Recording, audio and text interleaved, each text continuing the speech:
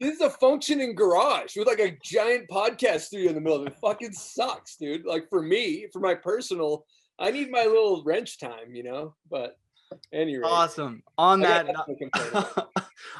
note, welcome to the show, Chris. Chris Grenier. How do you say it? Welcome, buddy. Thank you for coming on. Happy to be chatting with you, Jody. It's a pleasure.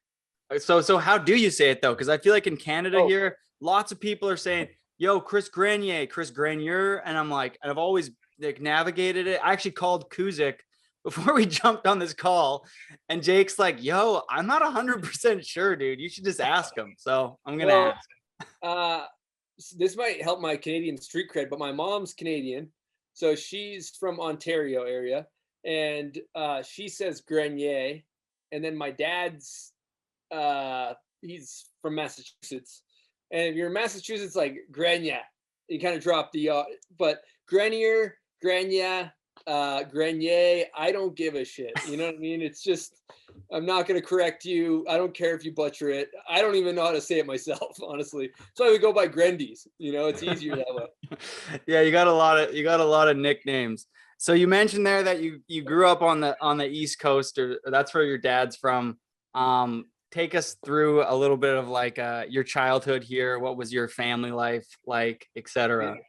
Yeah, I grew up in Massachusetts.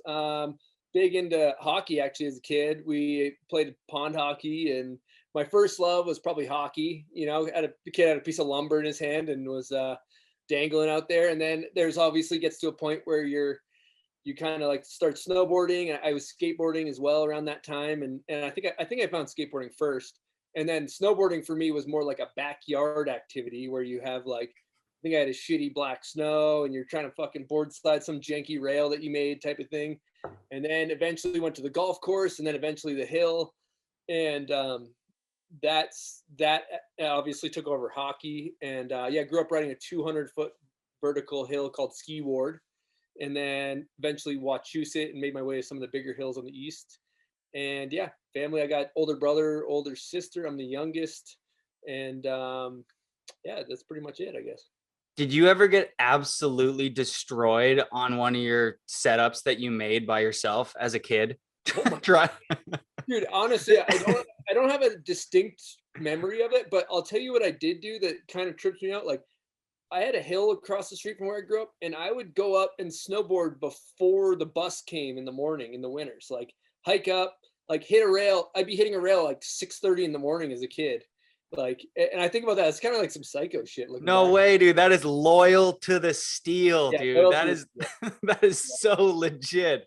Yeah. My worst bail ever was taking a ladder, my dad's ladder, which is aluminum. Classic. And getting a hill and getting everything set up, and I just go for the lip slide and just get dummied.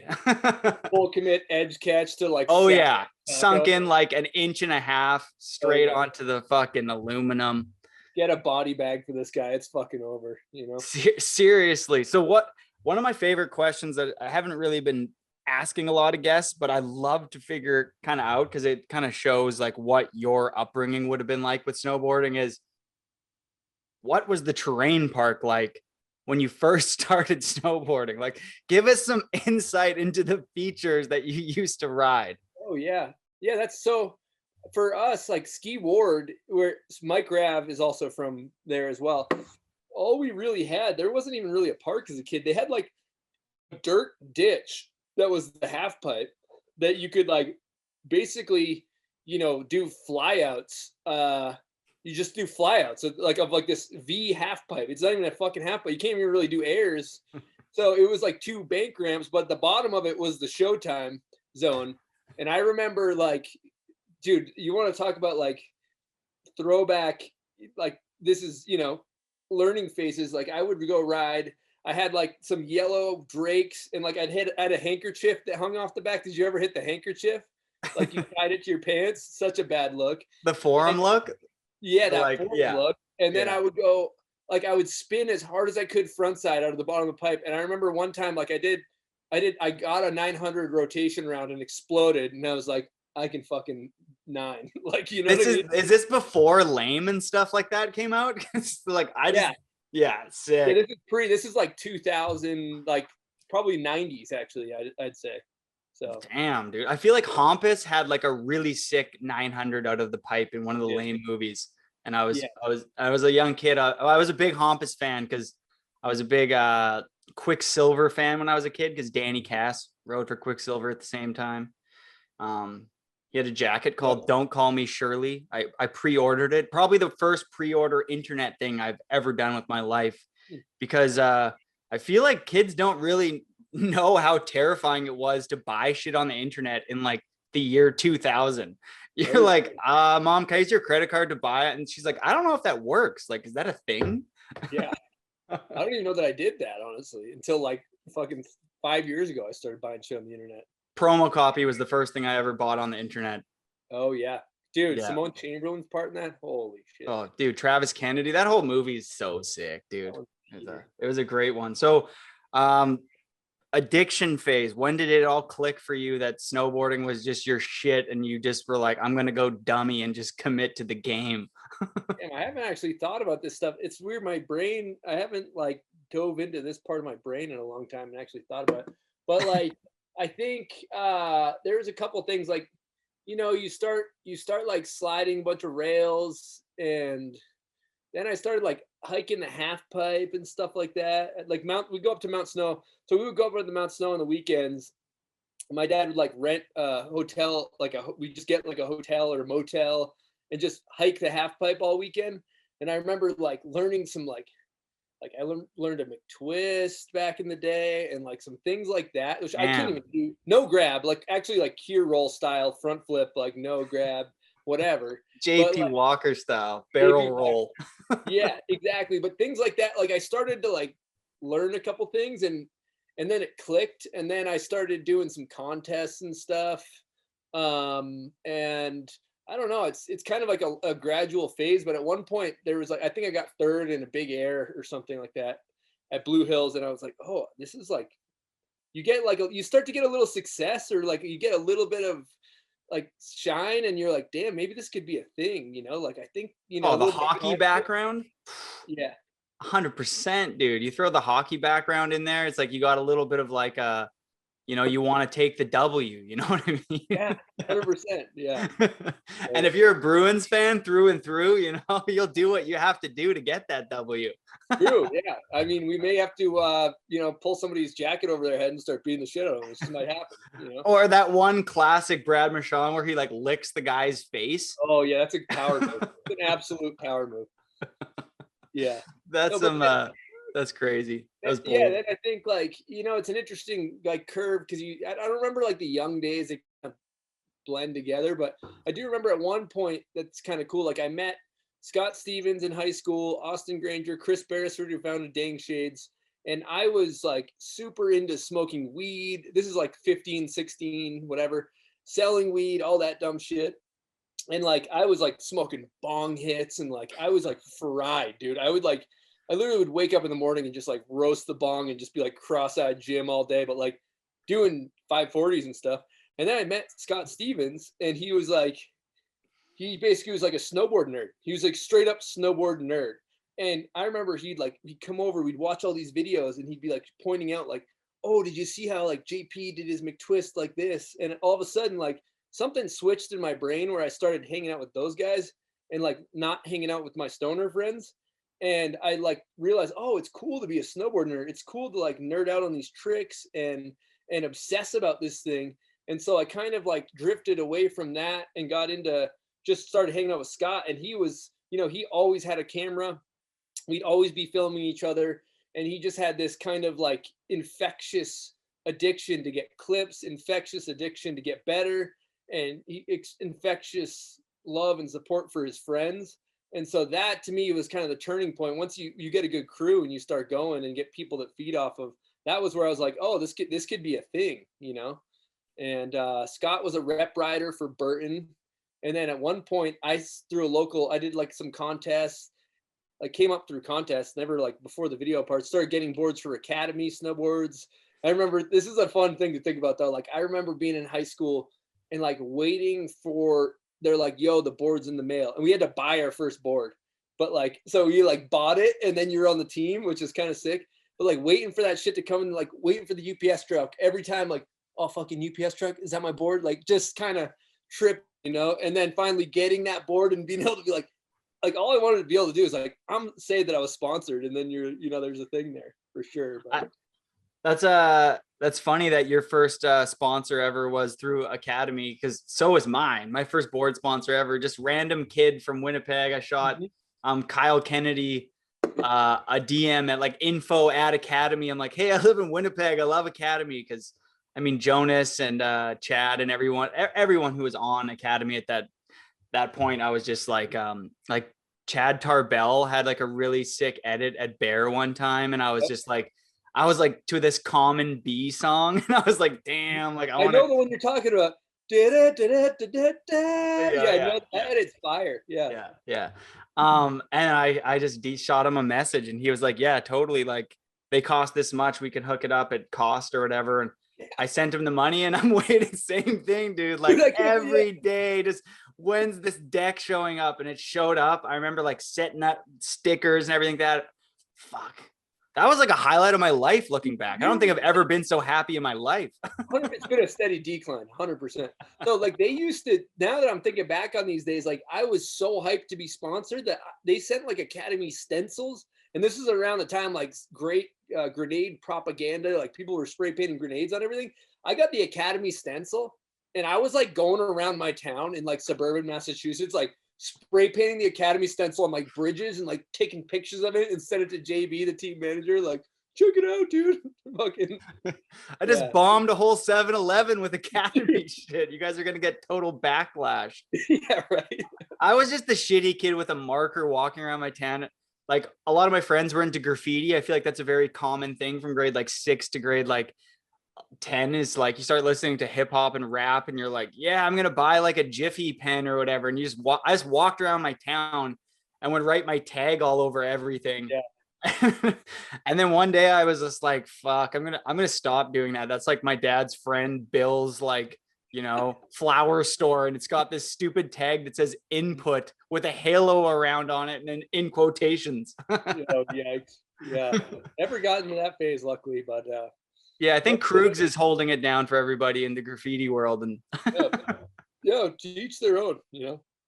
100%. What was your first video that like you mentioned Scott Stevens was pulling out the camera a lot. What was the first video that you guys kind of came together and made as a group? So the first one was like Firefight. It was this like small East Coast video. It was I totally forgot you were in that. I had that. Yeah. Oh yeah. Academy was a sponsor. I still have it at home at my dad's place. Jonas was my favorite snowboarder in the world when that movie came out. Yeah, we were in high school. Joe Sexton flew from Minnesota to Massachusetts, and I think we've talked about it, but we just did nocturnal, like we just got lights and jibbed, like, you know, handrails in Massachusetts in the greater Boston areas for like a week straight, and just slept all day. And anyway, but yeah, it was a good learning curve and intro into filming, sharpening our teeth, you could say, like figuring out how to hit spots and make a video and all that stuff. So that was pretty fun. You guys were groundbreaking for the multicolored high backs. I feel like it was like some black binding and like a white binding, or like a black and a red, and then like high back just over the front foot. Like Lane Knack was like our for me, I can say Lane Knack was my like guy I aspired to. I don't know if you know, like the Grenade era. Around that time, I was like, I remember I got like a Pro Form, or I'm on a Mission 6 jacket, and cut the sleeves off, and like just cutting the sleeves off of a brand new jacket, it's fucking insane. But like I wanted to be like the Grenade guy, Shane Flood and Lane always had the dope high back. I remember I spray painted like Rasta high back thing. Like, yeah, I don't know, we're figuring it out. That's amazing. The funny thing is, a lot of this is just coming full circle almost in a way, because it's like I'm not trying to just follow you up on everything, but it's like my first outerwear sponsor was Mission 6. And till this day, it was the biggest box I have ever gotten in the mail ever. They sent me 6 jackets and 6 pairs of pants. And it was like this crate. And it was like, I sent them this shitty, this like, I'm doing like Barley's and Smith's grinds and Zeeches and stuff like that. Kuzik Kuzik whipped me up the edit, and I remember he was like, "Oh my God, this is what being sponsored's like." And I was like, and then ever since then, I've never gotten a box that size ever again. Eddie declined. Yeah. Yeah. And then Mission 6 like went out of business. So James Flood was definitely moving the needle. I idolized him. big time. I mean, it's all white kit with all Um, like the steel on it. It's just like loops and danglies things, and that was insane. Dude, it's funny thinking about Kuzik in his early days too. I remember like from our side of things, I don't remember what era it was, but he came out, he was one of the first people to do like a nose blunt or a nose slide 270s and nose blunt 270s, like on the front foot. Yeah, big time. And we were tripping on that, like trying to, oh fuck, how did he do that? Like, you know what I mean? Trying to figure out how to do that shit on these. Never really, still haven't, but. No, I that's funny that you brought that trick up, because when I think of the switch nose slide 270, I remember you having one of those, and I think one of your first Transworld parts, or Bon Voyage, I think. Yeah, I did. Yeah, I forgot about that. Yeah, we forced one of those things around. But no, that one was sick, dude. I remember that clip distinctly, because I was like, hey, a lot of people are doing the nose blunt 270s and the switch nose blunt 270s. Some people from weird places call them ham and cheeses or whatever, but like Canadian terminology, the ham and cheese. Yeah, have you heard that one? I know, I haven't. Yeah, I think it's a Calgary term. Okay. It's kind of like front blunt 270, front blunt Danish, front blunt bagel. It's like I don't know. Like what do you guys call them? You guys are in the Mecca. What should we call this shit? Yeah, who knows? Front blunt 270? I don't know. Whatever. Same way. Similar to your last name. You're like, just whatever, dude. Just get her Green done. Jacket, gold jacket. Who gives a shit? Fire. Keep Talking 2007. Was that kind of your breakout onto the scene? That's when I first noticed you, kind of. Yeah, that was like my first part in a real movie. Again, filming with Scott and Lane Knack. And shout out to Lane. He's been a huge one in my, like, just coming up and being a shithead kid from Massachusetts that nobody knows. And he was in the Grenade videos, and he was like known guy, and we all looked up to his style, and he just was fucking cool. And he kind of took me under his wing and was like, hey, let's film for this movie. Like, hey, super young kid that like doesn't know his ass from his elbow. Like, let's just go on a rail trip and figure it out. And so I got to attribute a lot of that to Lane and Scott and stuff. But yeah, that was the first real movie. Some fat resi tips and that. Like, I was rocking like a sky high resi tip beanies and that. I remember it was I'm pretty sure it was beige. yeah, flesh tone, kind of like a flesh tone resi. Yeah. Yeah, I don't know. It still wasn't like the part, but it was like we were figuring some shit out, you know. Oh yeah, you were getting on the steel at that point. What was your like young part that you felt like this is where it all clicked and you feel like you got the opportunity and you capitalized? For me, that one would have to be Get Real, the first Transworld part. But I was wondering if you would say that part was like mind melting. Thank you. That was. I think about the drive I had back then, and I don't even know who I was because I do not have that. Like at that point in my life, I think I just that was that perfect combination of like.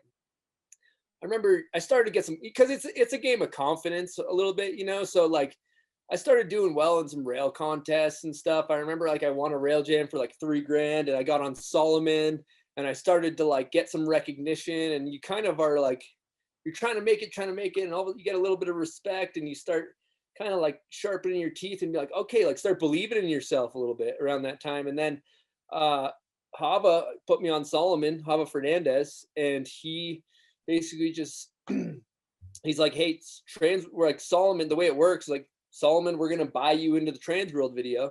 It's like Solomon's investing in you to be in this movie. And me and Jed were the new guys on Solomon, and so I started filming with Jed, and I remember just being like, this is the biggest opportunity in my life. Like I don't care. I will fucking die for this video part. And going back to like how I operated, I was reading this book, like I've talked about it before, but it's called Mind Gym.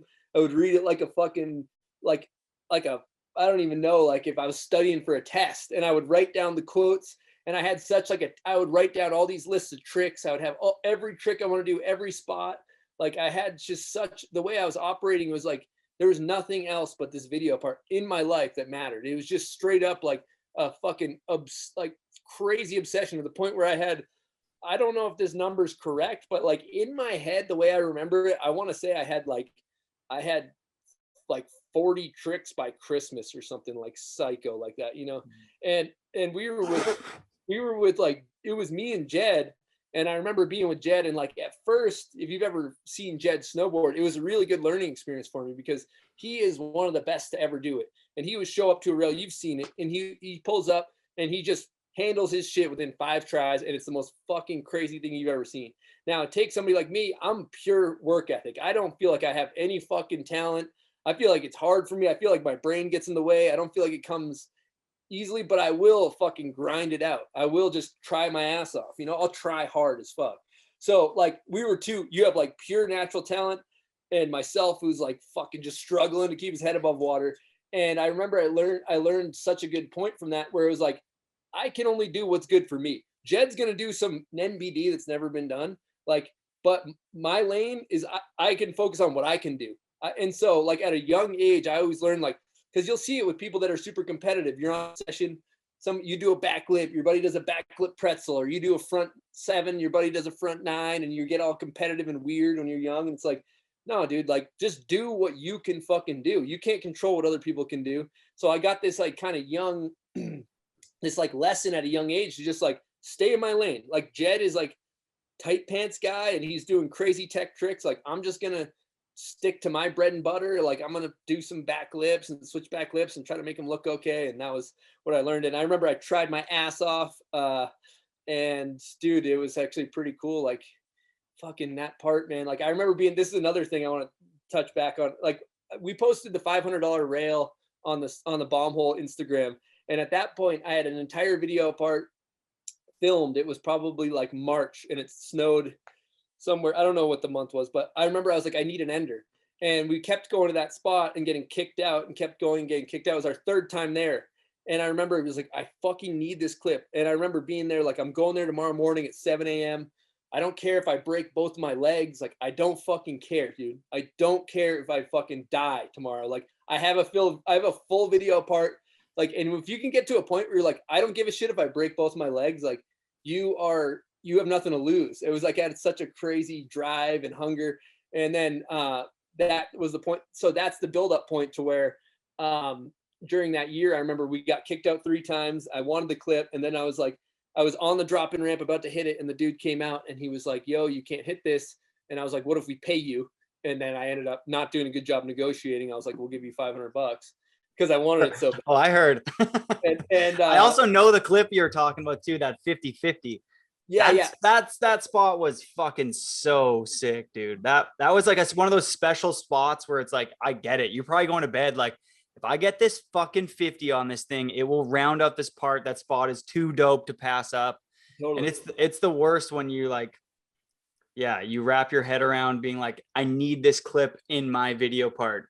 And when those disappear, I actually did a podcast not too long ago with Gigi brought it up, and so did this other guy, Kevin Griffin, on tricks that have got away. And it's like they still are just like haunting them. 100%. Dude, yeah. And also going back to that part, another thing that I think about, I have it on the wall up there. It's that see that swallowtail up on I don't know if I can turn it. It's like up on yeah. So that board, that's a funny one too, because that board is the board in my last trick in Get Real, I front board a triple kink. And I remember thinking, like, I just had this vision of like front boarding on a swallowtail and the swallowtail going over the fisheye. Like, because that's how you think about the part. I think about parts like that. I don't know if you do, like even the angle and how it's going to look. And I just thought the swallowtail going over the lens on a front board on a triple kink would look so cool. It did. I remember, thank you. I remember calling, well, first of all, I cut that thing too low below the point of the contact points that rise up. So I cut it into the base. So you literally could only drop in and go dead straight into a rail. Like you can't turn that board on a hill or anything. It's like, it's horrible. But anyway, it worked out. And I remember being on top of the drop-in ramp and I called Carlino the night before who edited and filmed that movie. And I remember saying, Joe, I'm going to front board this swallowtail kink. And he's like, why? You already have a front board. You front boarded like cam loops or whatever that other kink rail is called. Totally. And Canmore. Cranmore, yeah, Canmore, whatever it is. I forget the Yeah. name of it. But I front boarded that already. And he's like, why? You already have a front board. Don't front board it. And I remember being so fucking pissed off at Carlino that I was on the drop-in ramp every time, just being like, fuck you, Carlino, like full spite board. Like just fueled by anger and spite. That's amazing, dude. Sometimes you need that fuel. I mean, if you can't carve into the rail to begin with because there's no contact and you're like, you need some fuel. And if that's being pissed off at Joe to get it done, fucking right. Yeah, however you got to get there. That part was groundbreaking. I remember it was playing at all the skate shops here. I'd go back home on the loop. That's just one of those ones where it's not even someone like myself, and lots of people spend their whole life filming parts and stuff, and you never really get that one video part. I feel like you've had a few, but that one was pretty special to break out on the scene. And I think that's one of those like yeah, that's a Hall of Famer part right there, as far as I'm concerned. As far as breaking out onto the scene as an AM, I'd say that was like one of the best parts that could have been put out at that time. Editing was good. That song, Edward fucking Moon or Sharp or whatever that guy's name was. Yeah. Yeah, that the song went so good. And well, here's a question. You use Edward Sharp, and then for the rest, you're like, game on, let's do this rap music, which was sick. That part I wanted to use Put On For My City by Young Jeezy. And we had... Did Jeremy Cluche use it instead? What's that? I said, I bet you Jeremy Cluche used it instead. Yeah, I think he had a solid decade of Jeezy songs. Yeah, dude. Well, luckily, I think we got shut down on the rights, or they wanted like 20 grand or something. So I actually was like kind of pissed, and then it ended up working out having Edward Sharp. But yeah, I mean, dude, you know, fuck yeah, I'm a nerd, man. I care about these video parts. Like I'll say it. Like I think that I think the age group we're in and where the time we grew up, like I can still think like putting, you know, for me, the one that got me hooked was JP Walker, Technical Difficulties. And I can still remember like the feeling of putting that in the VHS and like, you'll never know, the hieroglyphic song coming on. And he's like his face and everything. And like that, the effect that had on me as a kid and the videos, like, I guess I kind of hold them to this sacred ground or whatever you want to say. But, so I care a lot, but you know, for me, it's always been about creating a feeling, right? You want to like, sometimes people get lost in the intricacies of tricks and this and that. It's like, ultimately there's a couple things, like we're fucking entertainers. So I've always looked at it like, entertain the fucking people. Like, dude, it's like, whether it's, you know, I think like a funny bail is always as good as a fucking A-grade clip. Like, at the end of the day, like I think that if you can make somebody laugh or want to go snowboarding, like why were the Robot Foods movies so powerful? Because they made you want to go snowboarding. It wasn't about like just trick. It created a feeling, you know, and that feeling could be emotional. Like you can think of like, you know, dramatic last part ender, like Jed Fade Away or something like that. Yeah, Lewif had a few of those too. Or Lewif, yeah, Hurdy-Gurdy Man or something like that. Or you can take like an aggressive metal song, you know, like you can take a Whitlake part and that makes you want to fucking punch through the drywall. Or you can take like, you know, like a rap song that like makes you want to fucking get cocky and put a back lip up between the bindings and feel like you're the shit. They all have like different feelings, you know, and I always gravitated towards like the way that the rap connected with the snowboarding and is just kind of like, fuck, you put that shit in your headphones and it just kind of, or like, it just works for me. I don't know. Teach Dude, 100%. I would say maybe one of the best people at navigating his career to last so long because of his personality would be Mikey LeBlanc. Like, I feel like he just anything that he was, J2 is another good example that would showcase his personality so well in anything that he was in, that it was just like, you're immediately like, as a young kid, I remember being so captivated by those two. Mm-hmm.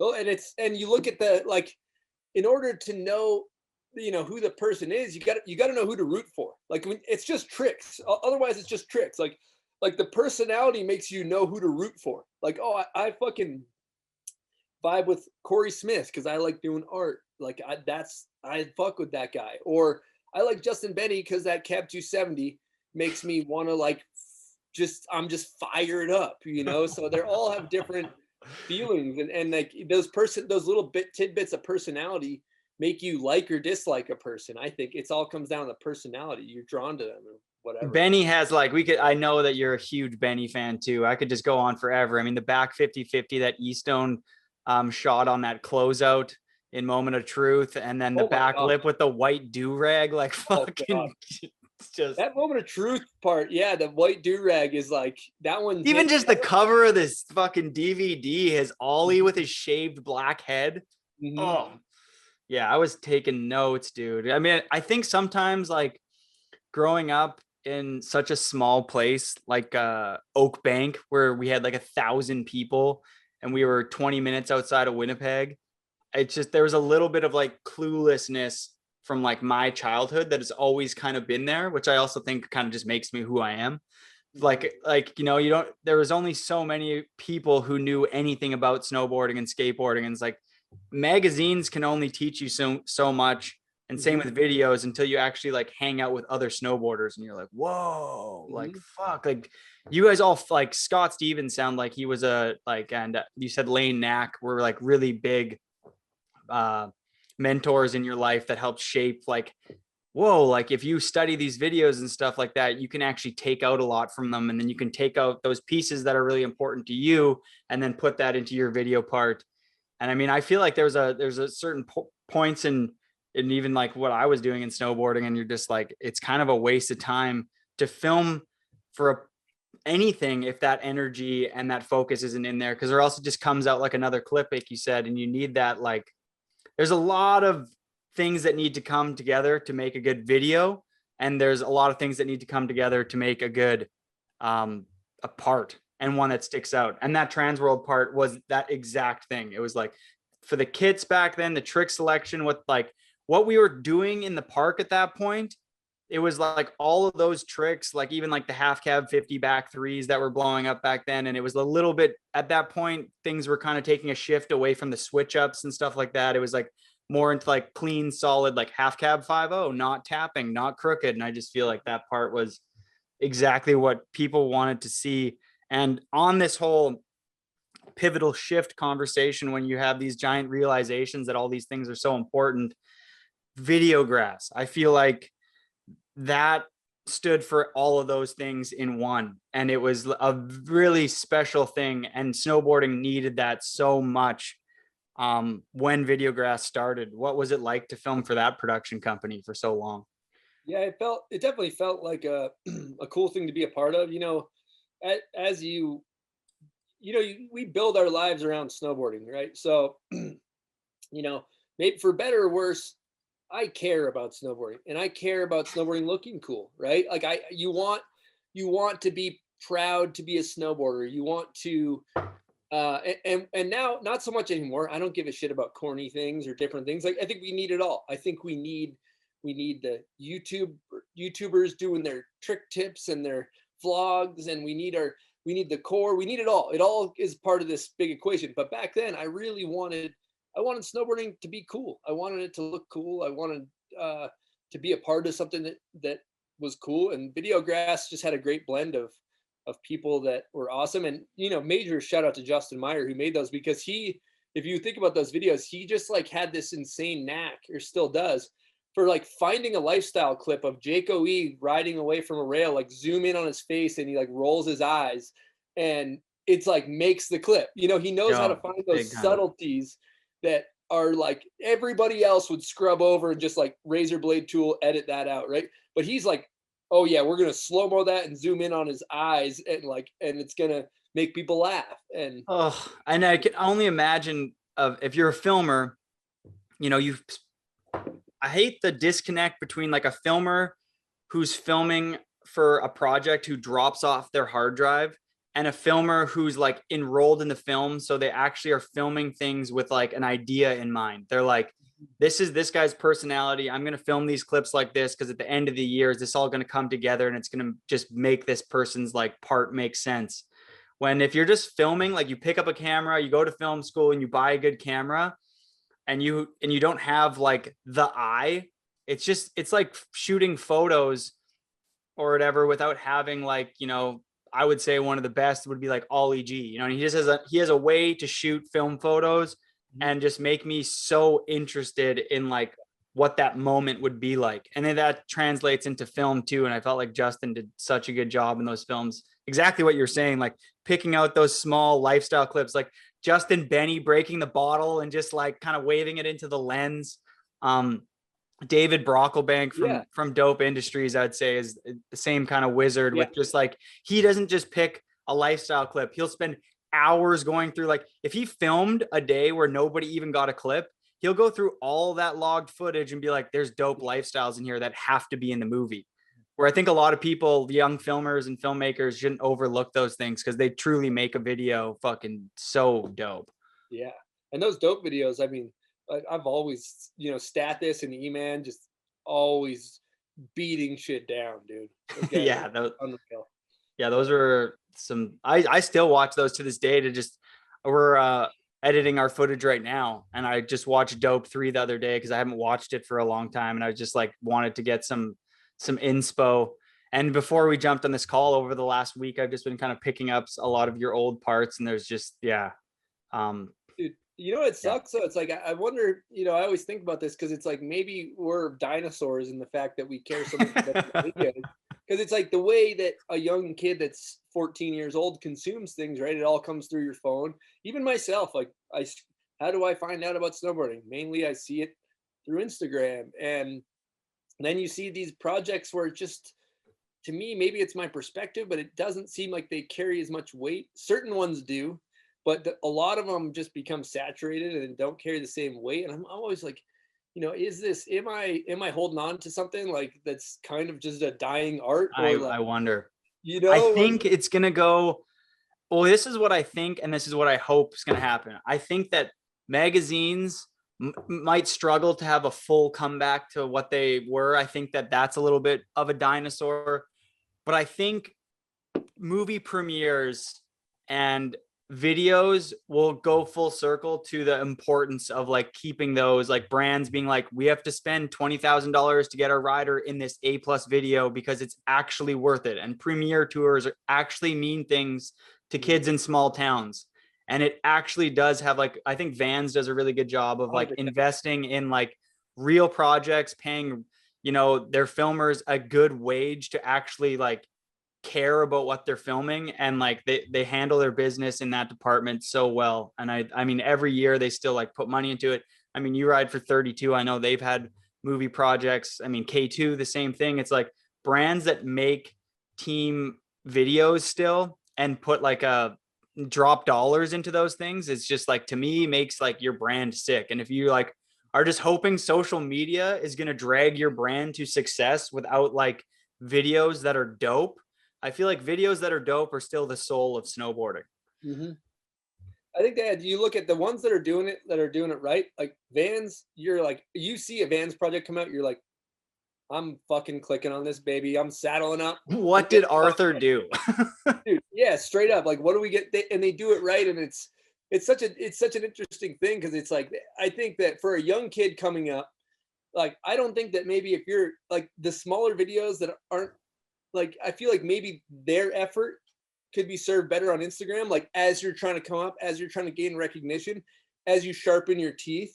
Like, I almost have a regret that I almost started filming too early. Like, I wish that I focused when I was younger on just getting better instead of starting to be like, I need to film a video part when I'm 16. It's like, no, dude, Wow, I should have been sharpening my like teeth and getting my fundamentals better and learning, instead of like, because once you start filming, your progression, it slows a little bit. Like, whereas when you take a full year and just ride park and get better, and if you're like, so I don't know if there's kids that are listening looking for any type of advice, but I think that if I was a young kid, I would just focus on, until you get that shot to film good video, just get as good as you possibly can, you know, and put shit on IG. And then once you're ready, okay, this guy's footage is a commodity. Let's get this video part going, you know?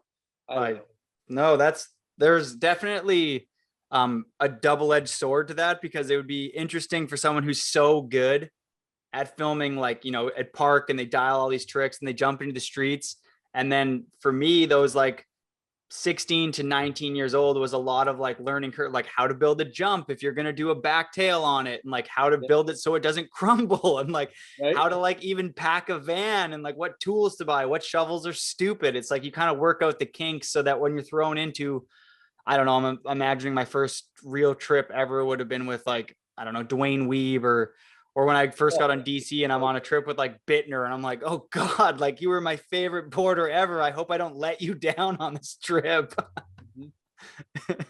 Totally. Yeah. Yeah. There's both ways to look at it. But the thing is, if you're good, I think you can fuck shit up wherever you go. That's my theory. But you maybe don't have the craft of how to build a proper lip. But you can, once that thing's built, you can still 270 the shit out of that motherfucker. Let's get out of this steel. Let's take, we can't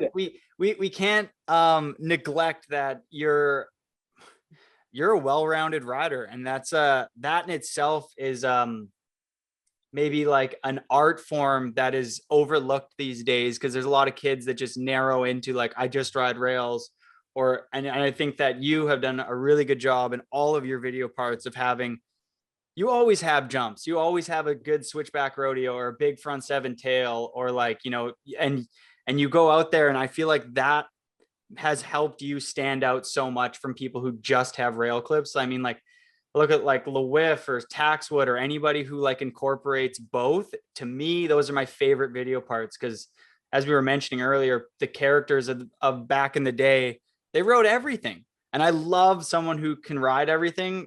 Do you want to touch base on why you always stepped out into the backcountry? You seem like someone who's devoted and loves the steel so much, but like, do you have this other passion for being out in the mountains and like sledding? Yeah, yeah, that's a good. There's kind of some layers to that. So definitely, I mean, it's, you want to pride yourself on being well-rounded, and look, like that was the formula. You hit some jumps, you hit some rails. That's how videos were made.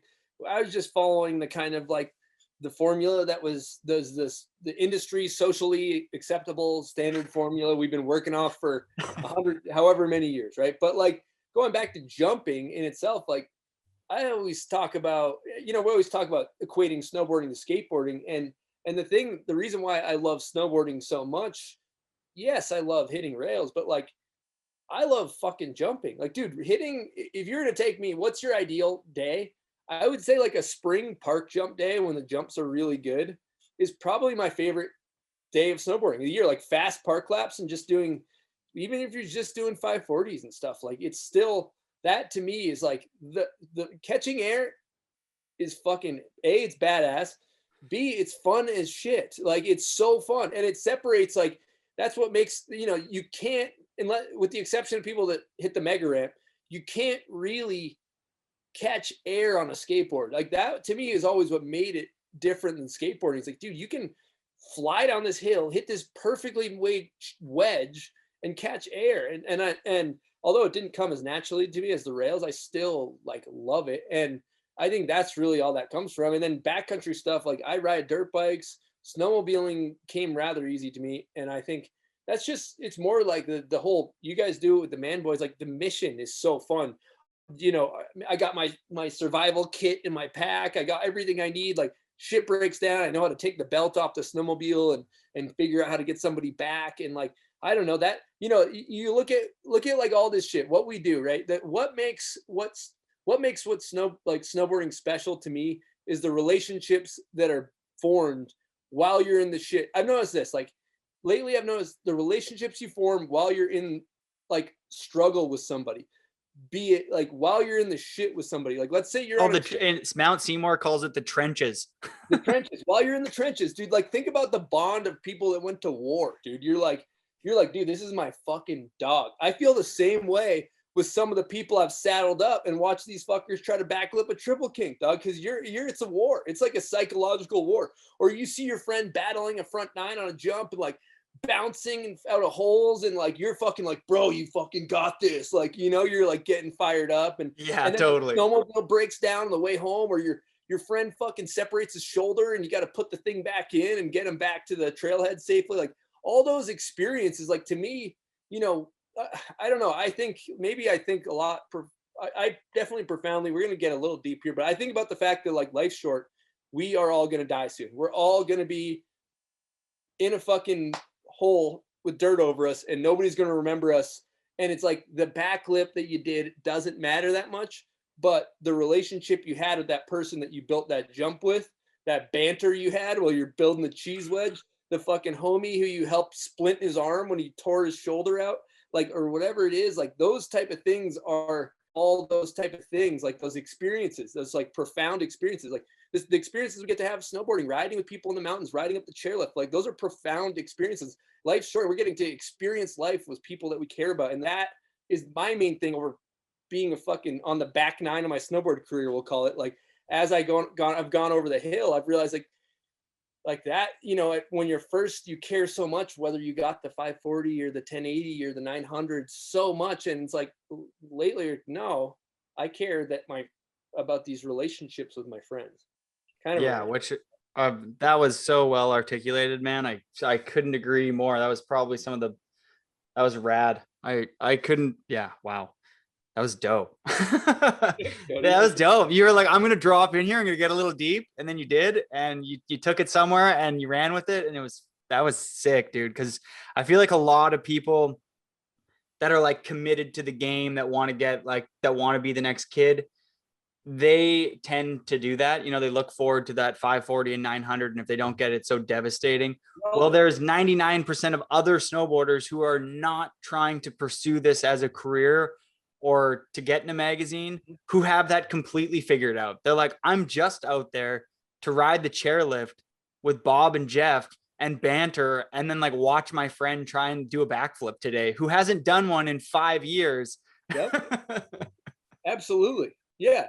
And then when you start changing your thing, when your expectation is like, I'm here for the fucking banter. If I get a trick, I'm happy. Like it's a win. It's like the whole, you know, it's like not falling in love with the end result of getting the trick. It's just loving the whole process, you know? But you can't, I think that we can't overlook the fact that if you didn't have that, as you mentioned earlier, like I'm going to 50-50 this thing, or I'm going to break my legs and I don't give a fuck. If you don't have that attitude and that hunger, and that, like, it's probably never going to happen for you to be a professional snowboarder, because you are performing stunts. Yeah. And even if they're small, like, you know, like mini golf tech shit, if you're going for like a switch hand plant still on some piece of steel, you can still knock out all your teeth. You know what I mean? Like, it doesn't matter if you're mini golfing or riding like Alaska, there's a risk in all of it. And you probably won't ever become a professional if you're not willing to take the risks. But when you're somebody like yourself, who's paid their dues for 12, 13 years and have filmed probably almost 15 video parts that have all been highly respected by the entire snowboard community for the way they're editing, the taste, the people you've chose to shoot photos with and who you've hung out with. It's like, you've really navigated your snowboard career in a lot of ways that people should look up to, because to me, that's how you do it. Maybe it's an old formula, but if I was a kid, I would be like, Chris Grenier did this right. And you do have the ability to sit and banter on the knuckle of a jump and watch these young kids send it, where you're like, I've paid my dues. If I back 180 this thing, my team manager is going to be psyched. Exactly. Yeah. No, it's a nice place to be at, like, where you're like, I don't give a shit, but like, still turn it on every once in a while. But going back to what you were saying earlier, is like, you look, you know, the one thing, if I was going to like attribute some of the success of my career, where it came from, like, it did not come easy for me. But the one thing I do know that I had was psycho drive. I just was like, I don't know where it came from or what the ingredients were to make that drive, but it was like, there was no half stepping. It was like, I am going to be a professional snowboarder, and I have horse blinders on, and there is nothing else that's even going to come in my peripheral. And like that, I would say, if I'm looking at, I'm not a team manager, but if I was like looking at a determining factor for someone's ceiling in their potential for how well they could do in a career in just about anything, don't even say snowboarding, but let's just take snowboarding for the sake of what the show that we're on, is that, you know, I would say that the drive is the biggest determining factor in all of that shit, because you see people that are, you know, naturally talented, and usually they don't have the drive, and it's very easy for them to get tricks. And that usually, I think doesn't come with a sense of appreciation. When you get things that come easily to you, you do not have a sense of appreciation because you're like, oh, this fucking thing was handed to me. I think the same goes for tricks, right? So you see, so very rarely do you have somebody with a combination of extreme work ethic, extreme talent, and extreme drive. And when you do, that's when you have a Travis Rice or a Bodie Merrill or a Lou of Paradis. You know, maybe those three are the three that come to the top of mind if I'm thinking of people that I've been, Totally. you know, Great names. and those are like, you know, that's a very rare combination, but it's like, you know, I think like we get questions all the time, like, hey, how do I get sponsored? And like, I think back, you just want to, when you're a kid, you just want to be able to say I'm sponsored. And it's like, you got to reverse engineer it the other way. It's not about how do I get sponsored? It's like, how do I get really fucking good? And if I get really good enough to where everybody notices, then I'll get sponsored. But it's like, this is ass backwards way of like looking for this result. It's like if you're like, how do I, I'm trying to think like, how do I get 1 million views on my fucking show or something? And you're like, it's like you make a really good show, or like they're like, how do I like, you got to think about, how do I get like a 5-star Michelin review in my restaurant? Well, like you got to make really good food, you know, and instead of being like, I want to be sponsored, how do I pull the like wool over these guys' eyes? It's like, just get really good and everybody will notice, you know? And I think, I don't know where I'm going with that, kind of a rant, but No, that was awesome, dude. I think that the reason why you did do well, I'm assuming there was a why. And I've read a lot of books and podcasts, a lot on self-help books, because that's just the age I'm at in life. Like I don't have everything figured out, and I need to read people. There's experts in every area, every niche in life, I'm realizing. And whether you're good at relationships, you might not be good at something else. You know, if you're terrible at relationships, you have to realize that you don't have God's gift to being amazing at everything. And if you want to be good at something, first be like, I'm not good at this, so I'm willing to learn. And then have like, in order to achieve greatness in that niche, you have to have a purpose that's greater than I just want to be good. You know, there has to be some sort of driving factor behind how you're going to get to a Travis. If you're ever going to get to like even where you're at, there has to be you have to have purpose.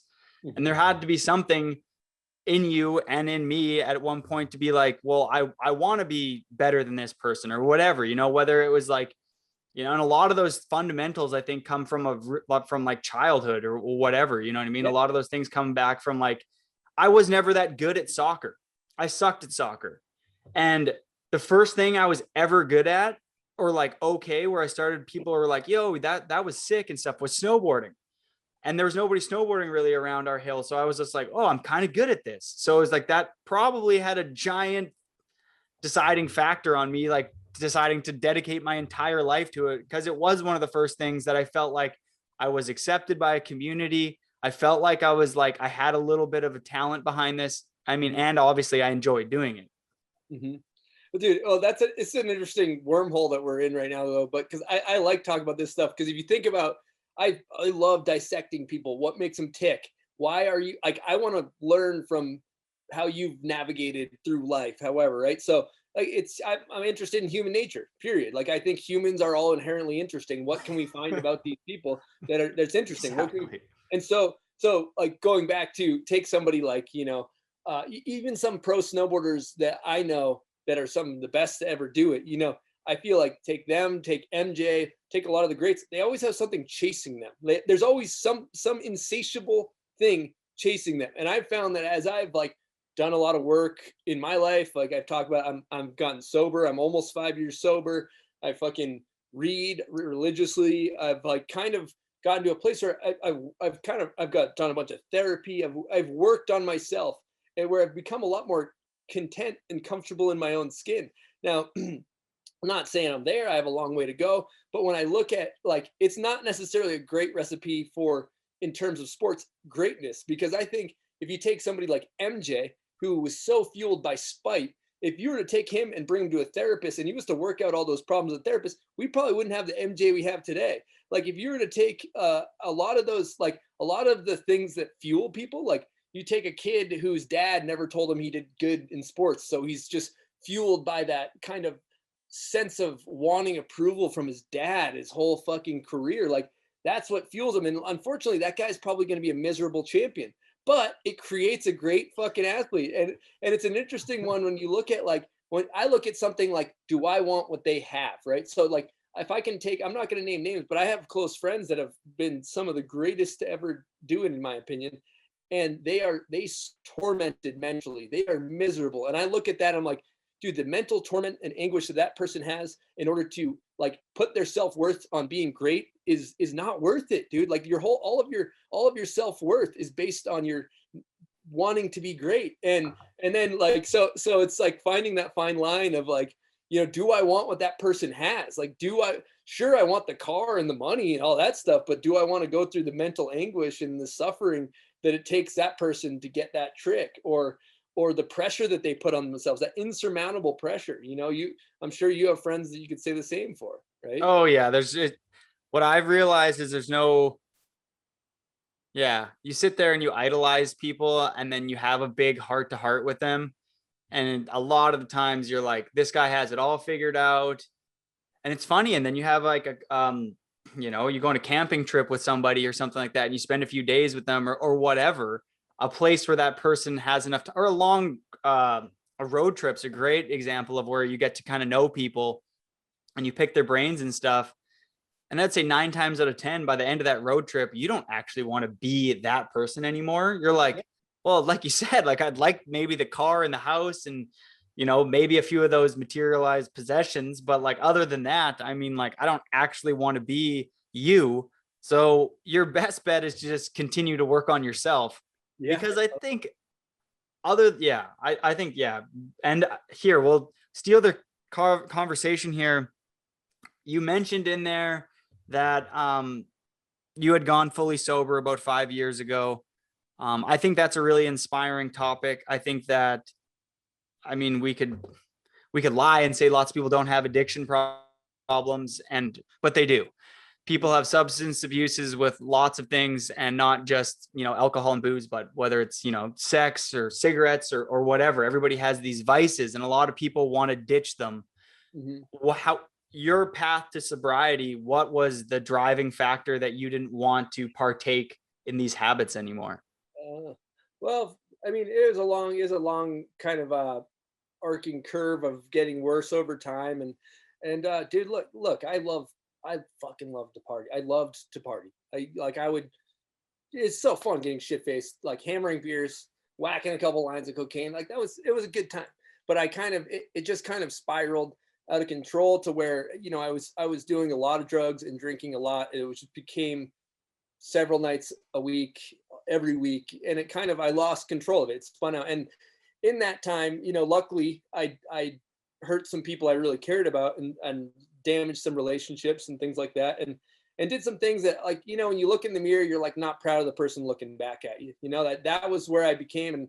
And you just, and when you're drinking and you're using drugs, I think about, like, I was so mentally hard on myself. I'd just be like, dude, you're such a piece of shit. I'd try to quit. I'd get like a week or 2 weeks, and then I'd be like, I'm trying to quit. And then I'd go back to, I go back out, and then I just beat myself up. There's this mental tormenting of like calling yourself a piece of shit and self-deprivation or whatever that word is. I don't know if that's deprecation, where you just shit on yourself. And I was not feeling good. And in the winter, I had snowboarding. So I would always kind of pull my head out of my ass and have that reason why I got out of bed in the morning, that reason why I had a purpose. But then fast forward to summer, we're on salary as snowboarders and making good money, and I'm partying. And so once that got out of control, I basically, I made a bet with a friend, my friend Alex Andrews. I was like, I'll bet you $300 I can quit drinking for a year, because I'm a prideful prick and I like to gamble and I like to bet on myself.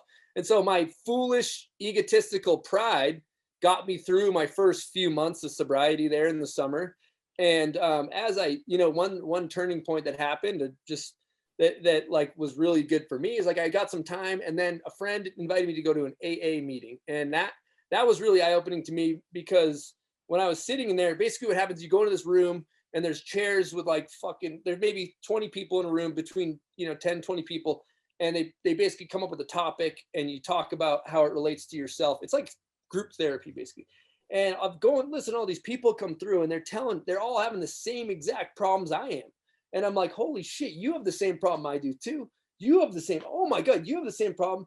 And so like as humans, we kind of internalize things, think, oh, I'm the only person going through the struggle. I'm the only, but you look around the room and you're like, oh, you guys all got the same fucking problems as me. Holy shit, I am relieved, So then like that was really cool for me to realize, like, you think, we tend to suffer alone as humans because it's like we internalize things and stuff like that. And once I kind of got to realize like everybody has problems, and so I started to change my patterns a little bit and realize like, I just changed my mind frame. I don't drink anymore. It's not served me. And I got some time and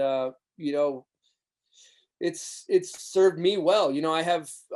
There's been some substance abuse in my family throughout, I've been around a lot and I've seen it. I've just been disappointed by some people and I don't like the bottom line. I don't like the person looking back at me in the mirror when I'm drinking and using drugs.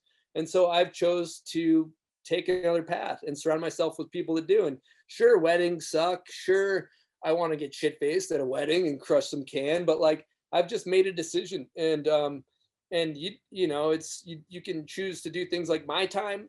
I like the morning. Like I'd rather wake up and ride my dirt bike in the morning. That's like better to me than going to the bar, And so that's just, I'm not trying to be fucking preachy, but the thing, if you're struggling with it and you're asking and a lot of times, what happens is like, I'll be having this conversation with somebody and I can tell they're looking at themselves. Oh, do I have a problem? Well, the one thing to ask yourself is like, is my drinking causing damage in my life? Is it hurting people around me? Have I lost a job? Has my girlfriend left me? You got to take a look at your actions and say, is my drinking out of control? Have I lost control of my drinking or my drug use? And is it causing damage in my life? And if the answer is yes, there's other ways to live. A lot of people can go have a couple beers and call it a night. And you should, because drinking beers is fucking awesome, But there's some people that just, for whatever reason, can't. And I'm one of those people. And you got to realize, are you somebody that can drink? Are you somebody that can't? And once you get real and honest with yourself and make that decision, and it's fucking life's been inherently easier. The first year I quit drinking, I built a concrete skate park in the backyard of my cabin. I was like, holy shit, like this is a whole different ball game. I got all kinds of time on my hands and angsty energy that I don't know how to deal with. So yeah, I don't know, a bit of a rant, but no, if that was amazing. I just know I have quite a few friends from back home that I have a close connection with, and yeah, some of them are really struggling right now. I think because of COVID and then the lockdowns and then isolation, and then exactly what you said there about spending so much time alone and then in your own head alone is super damaging, because you just truly think that you're the only person. And you are the only person in your house, and you are spending time alone in the mirror, but you are just still, using. And I think that it's going to be really healthy for a lot of people when, everything reopens and people can, go to AA meetings and have those real connections and not be on a Skype call and feel like, I just feel really bad. I have somebody who's really struggling right now. And it's just been, pretty difficult for me because I'm not a professional. And I really know this person, really gets in their head that they don't, that nobody loves them and they're not good enough. And they're so far gone in their head. And it's crazy when you get into that dark spiral that it just keeps opening up wider and wider and wider. And what do you have to say to somebody who is going through that and getting frustrated on taking those first initial steps? Like, I feel like a lot of people overlook patting themselves on the back, even if they do slip up, as long as they're heading in the right direction. You have to be like, I'm happy that I'm doing better than I was a month ago. I screwed up. I acknowledge that, but I'm still better than you can't be, they get so many of my friends who have addiction problems. They quit. And when they relapse, they get mad at themselves and they go, and I'm like, dude, no, like it's opposite. Like, pat yourself on the back for acknowledging that you have an addiction. Pat yourself on the back that you're reaching out to friends and that you want to stop. Like, the real issue is when somebody's doing it and they don't want anyone to talk to them, close everybody out. Like, I just feel like you need to pat yourself with those small rewards. It's not going to happen overnight. 100%. Yeah, like you just nailed it on the head there. I mean, definitely going, being somebody that's been in those experiences myself and having dark times and been depressed and things like that. Like, you know, like how do you say this? Like, I'll tell you this. My sister, she's been into rehab and out, and she had some in that time period where I was trying to get sober. I got shit faced, or like I got like 2 weeks, and then I went out and got shit faced, did a bunch of blow, like had a bender weekend, felt horrifically bad about myself, right? And I'm trying, and my sister just said great words. She goes, "It's okay. Pick yourself up, dust yourself off, try again." Like those kind words helped me so much, because it was like, oh, like I don't need to beat myself up. I don't need to be hard on myself, And I think that, like, if you look at, we're communal beings. We need people. We need to be around people. We need to know people care about us. And I always say this, but to have a friend, you got to be a friend. You can't just sit there and say this person doesn't want to. Like, look, are you being a friend to them? If you're being a friend to them, they'll be a friend to you. It's a two-way street. And unfortunately, the way I kind of process, and this is maybe unempathetic in some senses, but if you look at what that feeling is it's self-pity, and it's depressing. And when you're in it, it's fucking crushing and debilitating. I've been there. But what is self-pity? Self-pity is kind of an extreme sense of selfishness. All I'm doing is thinking about myself. My life sucks. These people don't understand what I'm going through. Me. I'm just thinking about me. Like in AA, what they tell you to do when you're in that, go fucking help somebody. Go help somebody and try to feel bad about yourself. Go help somebody, and like in a lot of those things, like you got to get up and get moving and get around your friends and fucking, it's hard, life's hard, but like life is also short, dude. We're all going to be in the fucking dirt soon. So you got to get out there and get some for the people that already are and that can't. And I don't know, that's just kind of how I feel. Like it's just precious. And so it does suck, because and then the other advice I have is that, like, it will pass. You will get through it.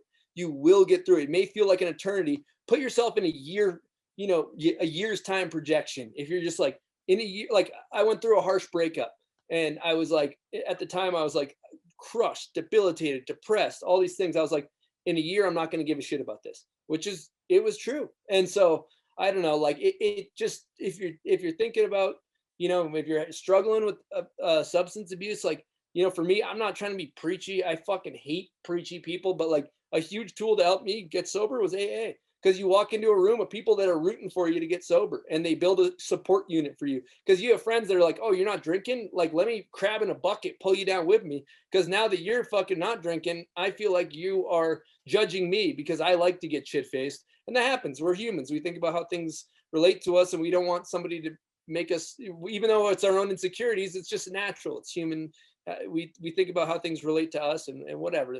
But yeah, I would say, like, main thing is just like, if you're struggling, dude, it's temporary. It will pass, that, and just have a friend. You got to be a friend, and just yeah, that was all amazing as well. Yeah, I feel like you need to, when you're going through those times, you need to take something. You have to have this new passion that takes up your time that you would typically spend partying. So you had mentioned there that, like, you started realizing that getting up in the morning and dirt biking was a great way for you to be like, sick, I didn't party last night. I'm up at 6 a.m. This cup of coffee is dope, and I'm going to go let some steam off, because I was kind of frustrated at the wedding that I couldn't party. But now I can go dirt biking when all my friends are completely hungover for the next 36 hours. And they can't even do anything. And then you see them and you're like, that was kind of sick that I didn't drink. Totally. I just went dirt biking for 3 hours, and I biked up here. I met this cute new girl that I would have never met. And you also kind of, if you quit those things and then you meet somebody, you already kind of know who you are. You're starting to figure yourself out a lot. I feel like people who do have an addiction, and of course they want to have a relationship, and of course they want to be intimate and stuff, but building a relationship around the fundamental of you not having your shit figured out will typically end bad, because they're meeting you on terms when you haven't even figured yourself out.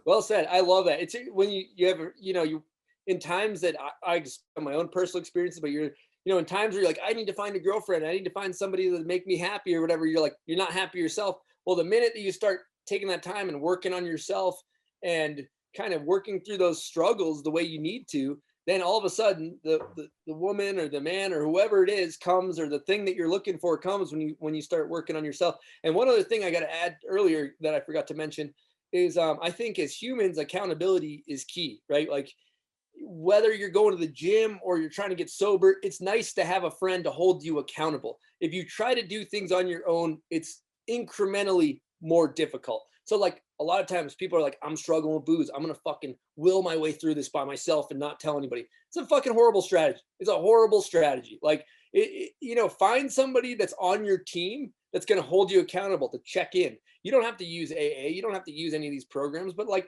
find a friend that's on your team and it's like, hey, I'm gonna quit drinking. If I don't make it a month, I'm gonna give you $300, and then they're there to hold you accountable. That's, I don't know, my technique's probably not the best way to do it, but like I need somebody to like, because in order, otherwise you're just kind of halfway committing. You're like putting your toe in, like maybe I'll quit, maybe I won't. But really, like it's like a back lip. Put that shit up, full commit between the bindings. Either fucking get bodied or don't.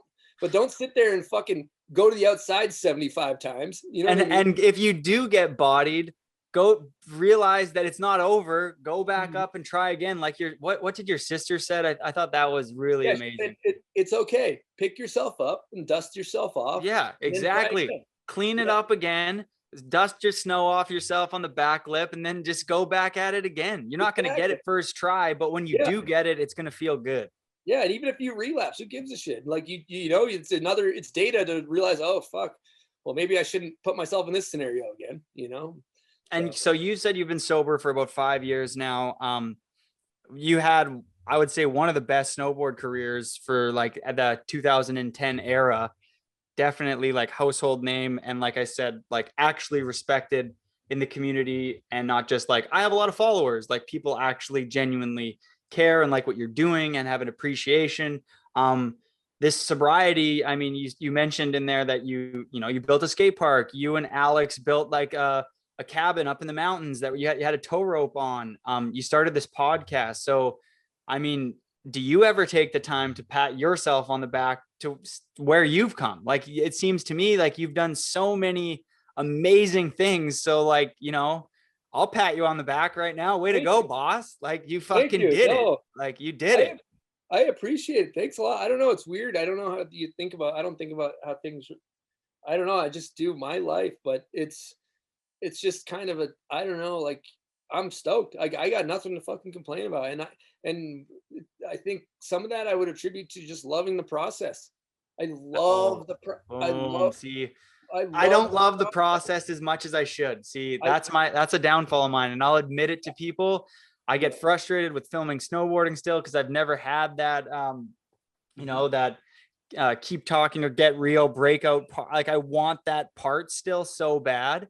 Yeah, and still chasing the dragon on the. Yeah, and I'm still like just out there grinding for that. And then like this, I feel like my girlfriend often says that to me. She's like, you got to enjoy the process, which really means enjoy the process means to just be present, because your life is flying by, and to enjoy this moment right now where I'm having a Zoom call that I set aside to talk to a friend that I haven't seen in years over Zoom, Chris, and like have a genuine conversation and actually care what each other is saying is special. And I shouldn't be looking forward to the next thing. It should be like right now, which I do struggle with, but I mean, I'm getting better at. Well, if I'm going to go Dr. Phil and analyze that situation too, that's about managing expectations as well, right? I think that when you keep your expectations at a certain level, then things change, the way you frame things. You're like, if your expectation is like, I'm going to go do a fucking 900 on the jump, and you get to it and it's like a jacker that's going to, like, you maybe have to adjust your trick, and maybe you're going to go home and then front three, but you know what? The banter was fucking world class. And it's like, that's a great day, So that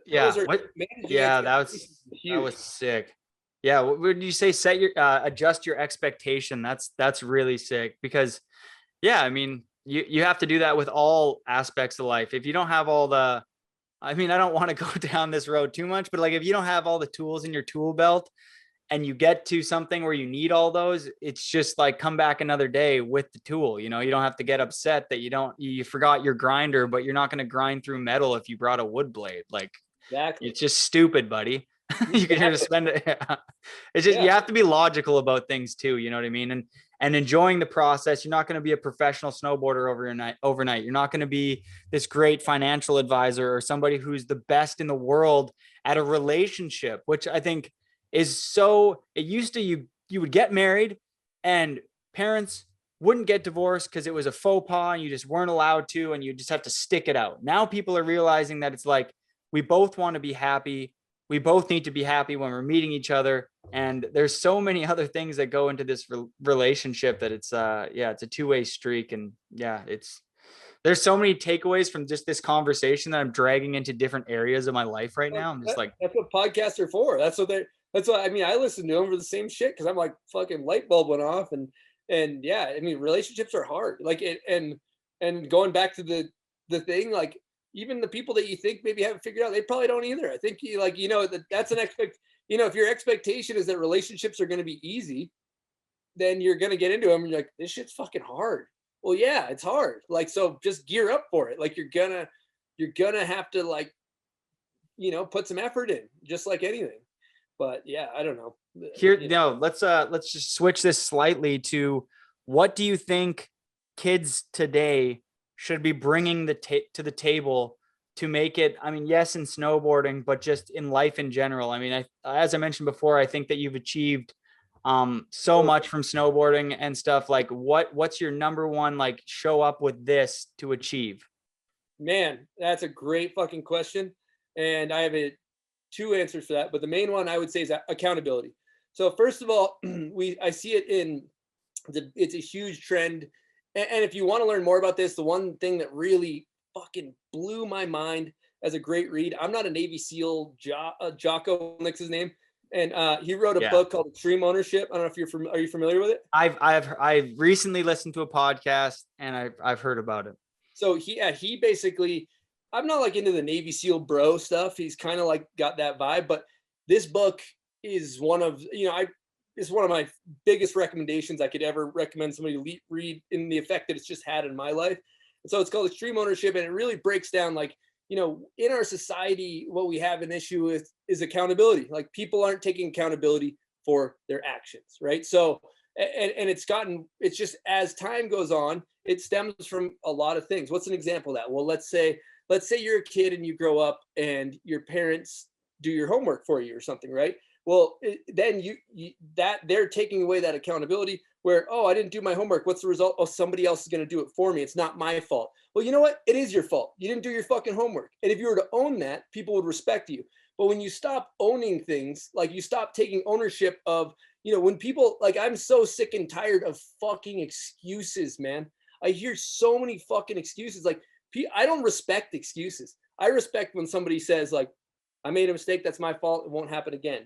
So in regards to, like, oh, that didn't happen because of X or Y or this or sir, the accountability, you even see it in sports, for example, right? Like, if I was to I'll take a comparison of, like, we look at somebody like I think I may have said this in an episode or something like that, but I'll just use an example. Take somebody like Mark McMorris, right? He's so take Seb Toots. I'll take Seb Toots, right? And if I was to say, this is the way we frame things as humans, and you say, well, Seb Toots, he's so much better than me. Why? Well, he grew up, he had a private camp with a coach, and they chuck into airbags, and I don't have those things. So therefore, I'm not going to be as good as him because I don't have the same advantages as him. That's not true. That's not true. That's just me not taking accountability. The reality is, I'm not as good as Seb Toots because I don't fucking try as hard. I don't get out of my comfort zone.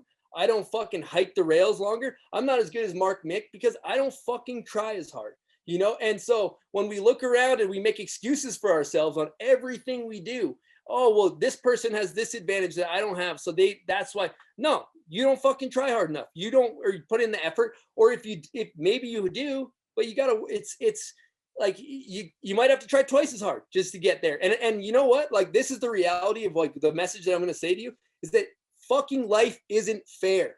Stop trying to think that fucking life is fair. This shit's not fair.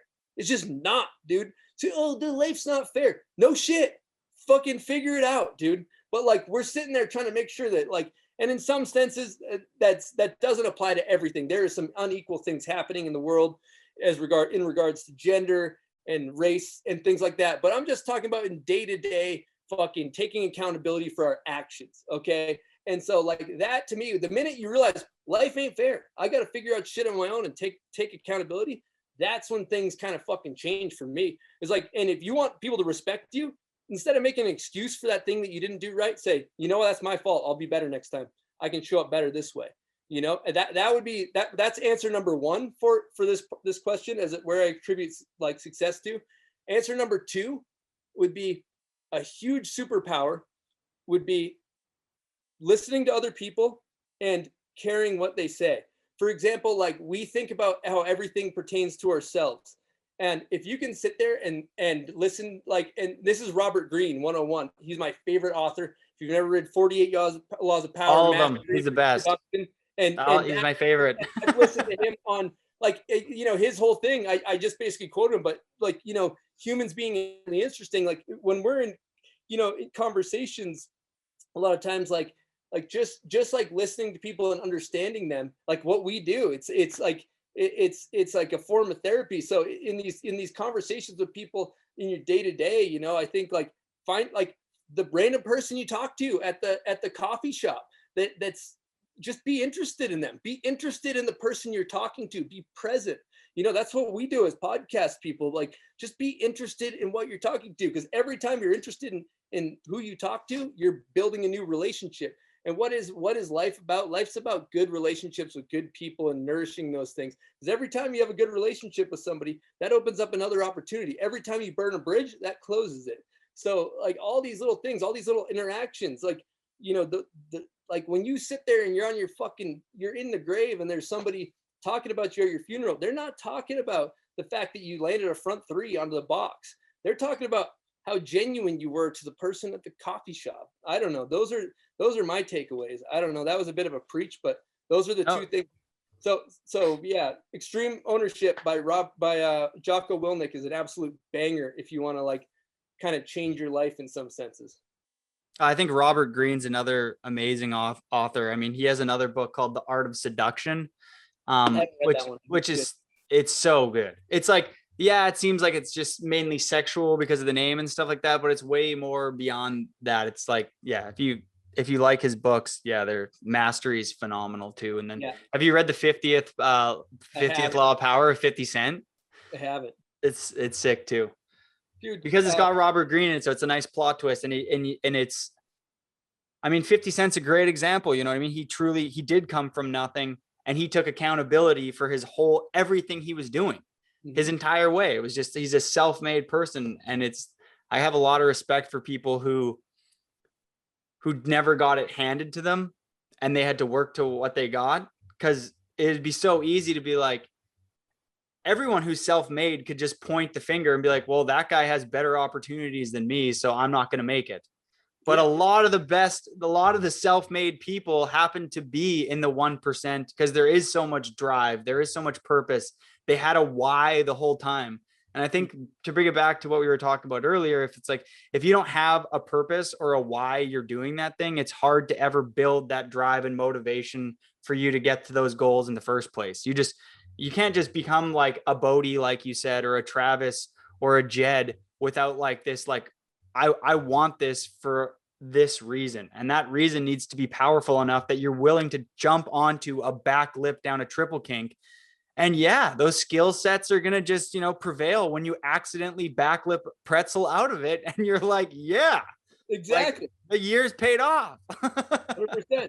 And then also going back to, talking about goals, another thing too, that's I think a fallacy that we're sold a lot of times. I know I've been fucking preaching. I don't give a shit though, whatever. But like you look at like I can say in my life, things I've experienced is like, you think that once you achieve certain things, then you'll be happy. That is a that is the biggest fool's gold out there. Like I'm a super guilty for that one. And dude, I can say like, for example, like even if you were to film the fucking white dragon video part, once you get there, it's not fulfilling. Like I'll tell you, I'll just speak on my experiences. Like the year that I filmed 32 video, which I was really stoked on that part, and I got an X Games Real Snow Gold. That year was like, probably from my perspective, the best snowboarding I've ever done and I'll ever do. And that year I was more depressed. I did more drugs. I was the biggest egotistical asshole. I was the most miserable prick. Sure, I got a nice sense of like validation for a minute, but it was not fulfilling. So like what the point of the matter of getting at is, it's like, you got to enjoy the process the whole way. You're not happy. Like, it's not like, it's like once I buy a house, then I'll be happy. Nah, dog, you're going to buy that house. It's going to be unfulfilling. Like, you need to enjoy the process all the way up to it. Once I get that this or this, like, don't get sucked into that fool's gold, because you're going to get there and you're going to be fucking depressed. So just enjoy the process along the whole way is my 2 cents on that. That's just from my experiences. I don't know. And a lot of those things people forget, like they want the mansion, but more money, more problems. Like if you want the mansion and you're not rich enough to do the upkeep, it actually just becomes this ginormous like financial burden where like you have more grass to cut. There's more light bulbs to change. After a few years, you have more showers in the house that you have to clean and you have to pay for those things. It's like a lot of what I always often say on the podcast is more is not the answer. It's like people are starting to realize that less of good quality, like friendships, less of good things, that like a good jacket that's going to last you a long time, a good board, a good snowboard, so you don't have to buy 2, you buy 1 and it's going to last you, a good pair of bindings. Like if you buy something once, or if you put your energy into something that's like a good friendship, it pays back in dividends in the future. It's like way more than having like, oh, you have 10 million friends on Facebook and on Instagram. How many of those people are actually your friends? But somebody who has 100 friends who follow them on Instagram, and every one of those friends will be at their wedding and love them and like be there to like, if you need to put up a fence, we'll all be there to help you with our tools because we love you and we want, and like our girlfriends will bring in snacks and, you have an adorable little community. It's like, I feel like so many people look at those big numbers, like millions of followers, millions of likes, and just go, oh, if I only had what they had. But it's like, if you can achieve less of quality, you're winning. 100%, dude. That's 100%. Like, dude, you look at, just look at people that are happy in general. Like, you look at populations of people. I go to like Mexico to go surfing last summer, 2 summers ago. Walking around, these like families are so poor. Like they're living in these tiny little dirt huts. And from what I can tell, their sense of community is like super high. The whole family lives in this little house. They seem happier than shit. And from my perspective, I don't think they probably have nearly as much depression as somebody living in an upper class community living in a big house where they're, instead of socializing, they're staring at their phone, thinking that they're connecting with people on social media, which they're not, thinking that they're building connections when really the connections are like in those smaller, homes. But I'm just saying, like, we want to be happy, but sometimes the people with the most money don't seem to be the most depressed when I look at it a lot of times. Yeah, the middle class in the United States of America and Canada is actually the richest they've ever been. Mm-hmm. And, they have more things than ever, that the annual like household income is more. I mean, maybe during these times of COVID, that's a skewed statistic, but like, most people have 2 vehicles and they have a 52-inch TV, and like, you have so much stuff. When all that stuff, a lot of it drives debt, which can drive, a whole other side of like depression and stress. It's like, yeah, if you can just have a small house that you can afford and some small friends that care about you, and, have a passion, I feel like is really important. Like if you don't have a passion in life, and the only thing you live for is, I don't know, something of like a mansion one day, you're going to live a miserable life. You have to be like, I feel like it's really important to find something that's like snowboarding or art or skateboarding, or even something like playing poker. You have to have something that like brings you joy. That's outside of like, this mirage of ending up with some really expensive things, which, I mean, as I mentioned, I'd love to say that I'm not guilty, but a lot of times I'm just like, damn, like how am I going to get this house? And like, a lot of my friends have done really well in snowboarding, and they own homes and they do have a lot of money in the bank. And I'm not saying I'm in a point where like I can't afford to eat or anything like that, but I'm like, how do I like navigate to get to these things? And like you're saying, which I thought was so well articulated, is that like, once you get to those things, that's not the answer. You have to enjoy the process, to bring it back to what you've said really well throughout this entire podcast. And thank you for your insight on those topics, dude. That was a great discussion. I'm really pumped on that. Oh, it's fun. It's a fun combo, dude. I'm having a blast. Yeah, I mean, cheers, bud. I'm really glad that I got to bring you onto this one. I mean, you've definitely but as I mentioned before, I think we jumped on this call, but like Pat Bridges, who was our last guest, was saying that like Super Park was a really big thing to bring the community together. And I think that, as you mentioned, that it's important, you know, you do have a certain way that you want to keep snowboarding, like with a certain look and a feel and stuff. It's not meaning that's not inclusive to everybody else, but I think that I too, with my podcast, what I think a big reason why I started it is because these conversations have the ability to reach and have such a way more profound impact on somebody's life than filming a video part. And it's like, I'm curious to know, like, you know, you start this podcast, I'm assuming you've gotten some super heartfelt messages and some people reaching out to you to say thank you for starting this, because I've listened to a lot of the podcasts you've done, and you've navigated different subjects and stuff like that really well, and you've had a wide variety of guests. Why did you start the podcast, and like, you know, what is your purpose for your show? That's a great question. Yeah, going back to, I've always well, first of all, I've always, you know, I think we all naturally, as people that are conversationalists, are like, we should start a podcast, or it's pretty natural to think, you know, we all love having conversations. It's awesome. And there's room for plenty of them, for the record. But going back, you know, I remember Tanner Pendleton called one time. He's like, you should start a podcast. I'm like, I can't start a podcast. I fucking talk too much, dude. Like all you, and so I remember like thinking about it, but a few years ago, I was still heavily filming. I recorded an intro, I bought some equipment, and I kind of got cold feet. And fast forward, as like I said, I'm on the back nine of my career, we'll call it. I started thinking, okay, this is a time where I can pivot out of the space of being like so tunnel vision on snowboarding and start to work on phase two.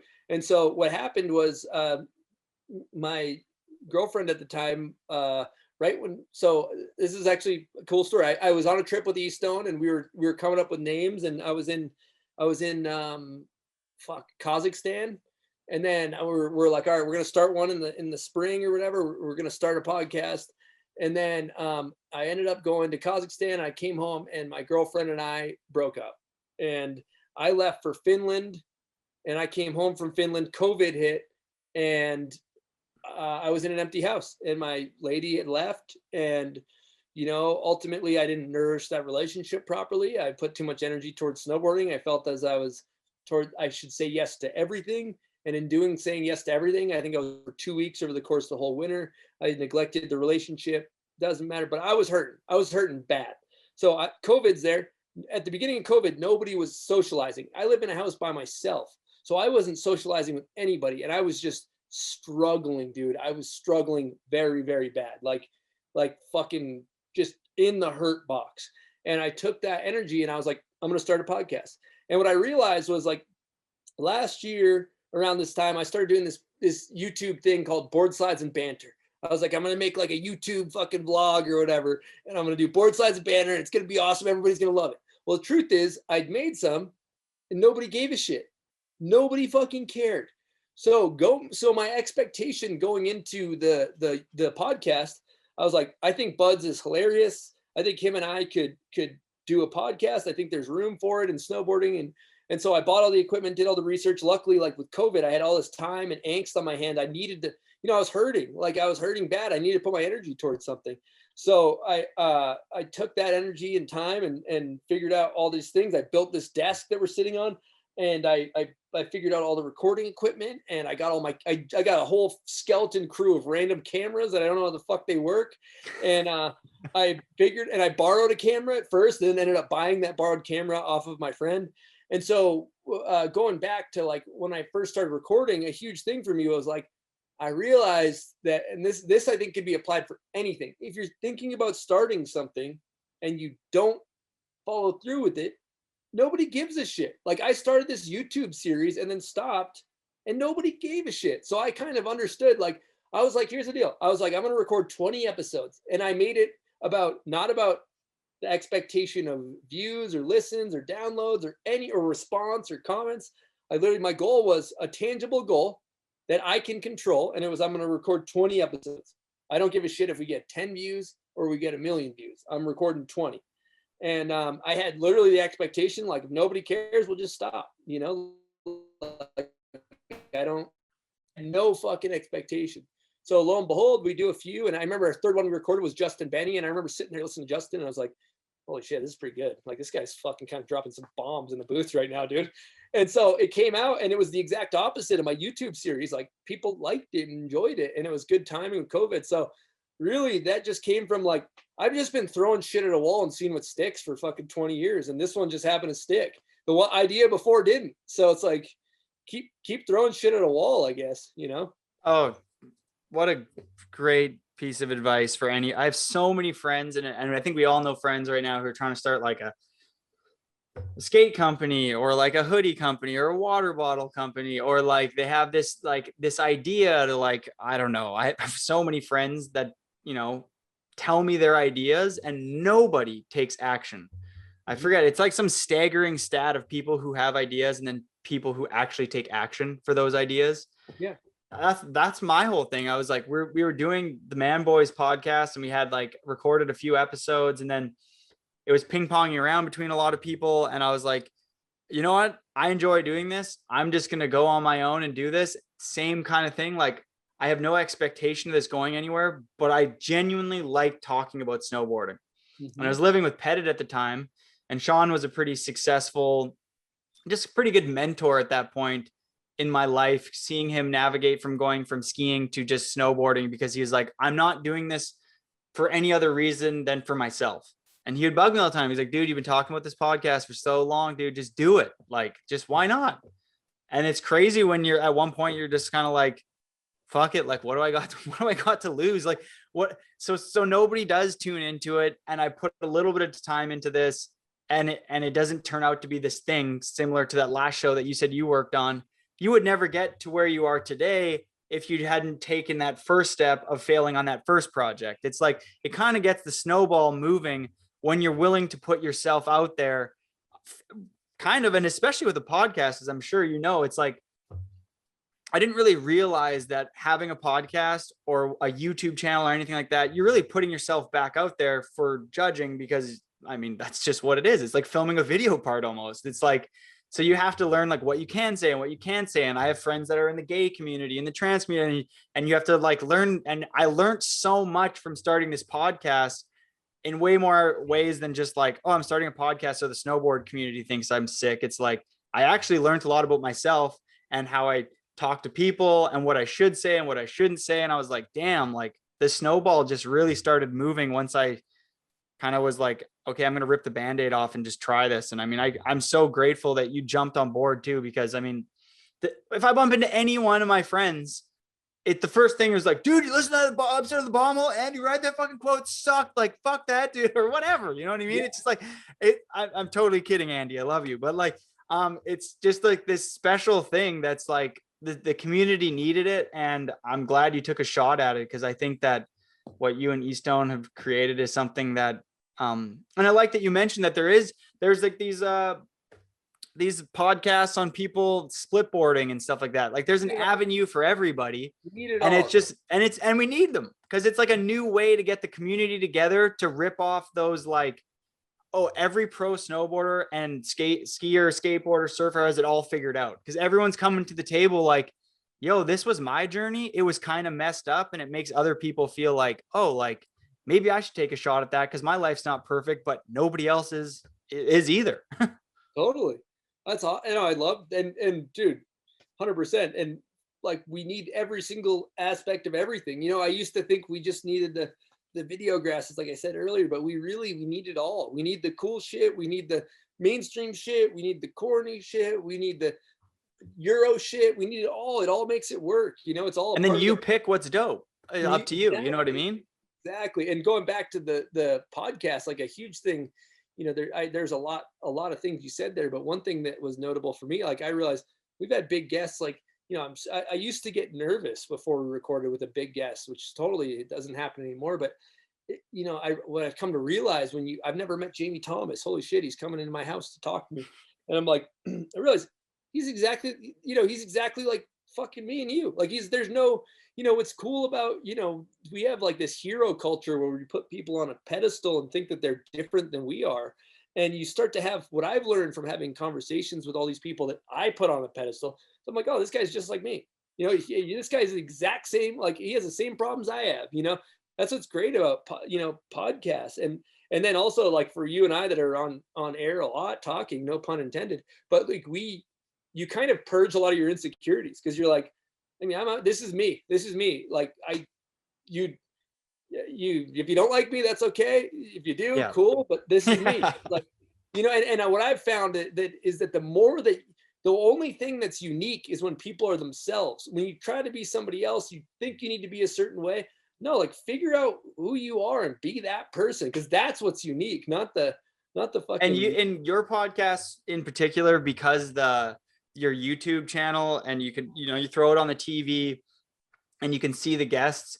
I feel like I'm pretty good at being like, that person's putting on a front. When you see other people who are truly comfortable with themselves and any question you ask them, they're like transparent. It seems like it's coming from such a genuine place. And I feel like more than ever these days, that's what people want, whether it's a business, whether it's in a friendship, whether it's in a relationship. It's just full transparency of being yourself. Like the biggest downfall with all life is navigating it through being insecure. It's like nobody needs to be insecure.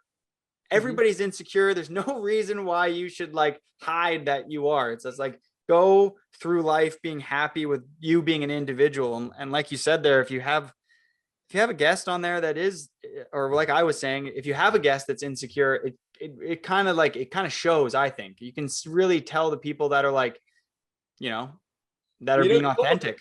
There's definitely almost a direct correlation between age and insecurity too. I think as you get older, you start to realize that the thing that is profound, and I don't know shit. I'm not I think as you get older, you realize you really don't know shit the older you get. But like I noticed that the more you know, the less you know. Yeah, totally. As a kid, you think people give a shit so much, and it's like not in a negative way, like people don't care, like it's not important, but like the thing that you're worried about that you think they care about, they don't fucking care. Like nobody cares, like once you realize that, like, I'm staring at a thing that I look at, and this is our mantra on the booth, says, I don't know the key to success, but the key to failure is trying to please everybody. It's the end of a reminder to say what you think. Nobody gives a shit. Be yourself. You're not going to, if you sit there and you're like, I need to make this person happy. Like, I know some of the shit I say is going to bum some people out, but like, if I tried to please everybody, it just wouldn't work. And it's like, if you don't like it, don't click on it. And that's okay. That's fine. Like like you've said a couple times on the podcast, eventually we're all going to die and be in the grave. And why would you navigate your entire life not being yourself? It's 100%.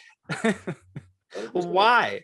Like you're the only version of yourself to ever exist on earth. So it's like, do earth a favor and be yourself, as long as you're navigating like a respectful, like, don't be an asshole and be like, well, myself's a piece of shit. Like, be a nice person, but be yourself. Absolutely. Yeah, absolutely.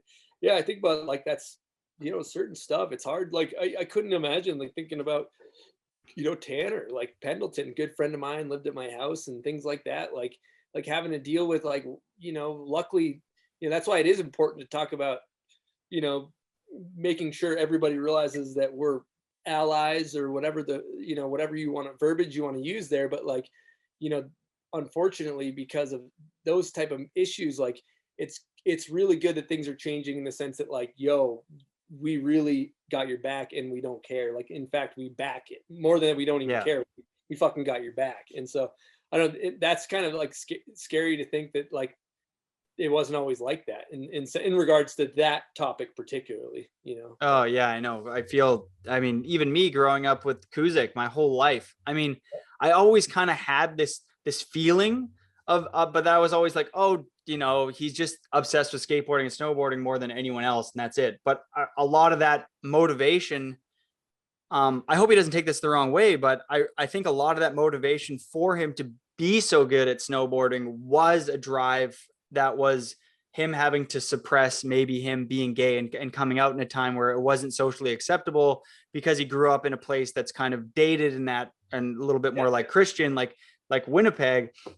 And it's like you said about, you know, MJ not being able, he wouldn't have achieved greatness without that. And it's like, I think that Jake has had such a profound impact on that community that, you know, he wouldn't be the individual that he is today without, you know, his past. And I'm grateful for that because I've learned so much from Jake, and I've learned so much from him from snowboarding and being an inspiring individual. And it's happy to see him tackle all those hurdles and be happier than ever now. Same with you, with Tanner and stuff like that. I mean, I'm by no means necessary am I trying to say like that's how their upbringing should have been. It's like change is where we're going right now, but I'm still grateful for, you know, for those experiences that I happen to have with him. Totally. And on a sidebar too, one thing it's like talking about why it's important too to talk about these things and make sure it's socially acceptable is because there are still Bible thumping, church going motherfuckers that are ripping pride flags down, even in Utah a couple years ago. You know, so jeez. So we do need to like that's a different wormhole we don't need to go down, but I think it's, you know, in terms of it's like people being accepted for who they are, like fucking just be you, you know. That's kind of how I was trying to tie that one in a little bit. No, that yeah, BU is more than ever these days. So we'll flow this back into some snowboard questions here. 10 kind of quick questions here, whatever comes to mind, and we'll kind of wing this. All right, number 1, best style currently and back in the day. Best style currently, combination. I'm going to do multiple people. I'm going to say Jed, Baden, Benny. I don't know if Benny's current, but he's kind of current. Back in the day, best style. Whew. Sorry for my long answer. Maybe just Nate Bozon. It's so sick. All right. Number 2, most underrated boarder. Oof. Most underrated, man. Good question. You know, like in my local scene here, one guy that's always just fucking destroyed and never got the shine. I feel like Jordan Morris has done some crazy shit on rails and not gotten the shine. Like, I mean, but you guys got a lot of Canadians in that would go in that category. I feel like some of the dope guys maybe haven't got the shine they deserve. Maybe E-Man and Stathis, but yeah, I'm not sure. Those are my 3 answers for now. Dope. Snowboard crush. Oh, when I was a kid, I loved Tara Takitas. Do I say current? Sure. Yeah, Anna Gasser is like, I'm attracted to her. Nice. All right. Number 4, snowboard movie you watched the most. Technical Difficulties and Destroyer. Good picks. Number 5, favorite brand. Favorite brand? Oh, that's a great question. Back in the day, Dub. Current. Current. I think Public's really sick. Sick. Dope. Good plug. All right. Number 6, powder, park, or steel. Shit. Park. Sick. Number 7, best resort. Wherever the homies are, man. It doesn't fucking matter the resort. It matters the people you're with. Oh, good answer. Number 8, worst trend. Oof, worst trend? Damn, I ask this question all the time, but I've never actually thought about it myself too. Worst trend? Entitlement. There you go. Number 9, favorite clip. Favorite clip? Probably like maybe shit. I don't know. I like my jump clips, like maybe a cab 9 I did on something. Like I did a cab 9 and 32 video that I like a lot because I it felt remember like it. Peter Line style kind of. All right, favorite clip of a homie. Favorite clip of a homie? Damn, Latex has done some crazy shit. Fuck. You know what? I'm gonna say my boy Timmy Ronan back in the day had a clip in my part, and he did a cab 270 on this like elbow kink, and it's like a full homie clip. So I'm gonna go. It. That was like big homie vibes. If we're going outside the steps, right? Like from the other side. Yeah, and a leg I remember. breaker. Yeah, leg breaker, fucking rail. That rail is horrifying. I've never hit it, but I'm just like, yeah, that's a scary kind of rail that you don't want to mess up on, or your board goes under, you're done. Yeah.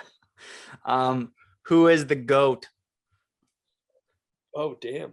Well, you know, like I said, like, okay, I'll give you two answers on this. Like for me, when I look at the GOAT, the way I process the GOAT in my personal life, like the person that had the most profound impact on myself is like, I'm looking at it through my lens. So when I look at that, JP Walker had this like effect on me as a kid when I'd put technical difficulties in and those forum videos, and the guy and the kit and the way he was my GOAT, and that he made me want to become a pro snowboarder. He made it look cool. He just fucking was the guy. He was the guy for a while. So in that sense, like if you're gonna go based on like the icon, because if you think of what, I guess I'm saying kind of the MJ, but if you're going GOAT statistically though, like I'm gonna fuck some people up, but like Shaun White, kind of like if you're basing it on stats, you got to go Shaun. You know, so it depends if you're going like Sports Center vibes, if you're going like emotional vibes. You know, like if I'm basing it on emotion, I'm saying JP. If I'm basing it on stats, I'm going Shaun. I like your picks. Now, since we're talking about sports here, quickly. All right, football or hockey? Oh shit. I mean, honestly, the Canadians aren't gonna like this answer, but I like watching football once a week. It's easy to watch. Do you watch the CFL at all? It's slower pace. You can watch the ball easier. It's a great question, Jody. I'm gonna answer with. You ever watch any Grey Cup games? I'd like to answer with no comment on that. I love that it's a Grey Cup. You know what I mean? It's not even like the Gold Cup. It's just like, really? We're kind of low on budget. It's gray. I don't know. We don't have a great audience here. The Blue Bombers. Okay, favorite Boston Bruins moment. Oh, damn. I really enjoyed the Stanley Cup series between the Vancouver Canucks and the Sedin. 2011.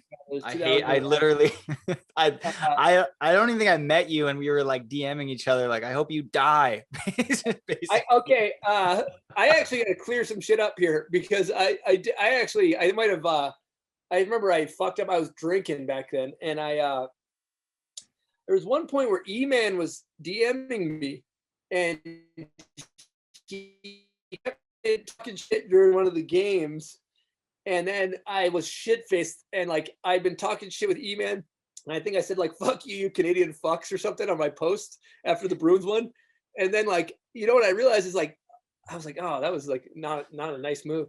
And you live and you learn. But one thing I got to realize, like people from Canada are like generally pretty nice, you know, they're like nice people. Like, dude, why are you talking shit on us as Canadians? Like I geared that towards E-Man and the people I've been talking shit on.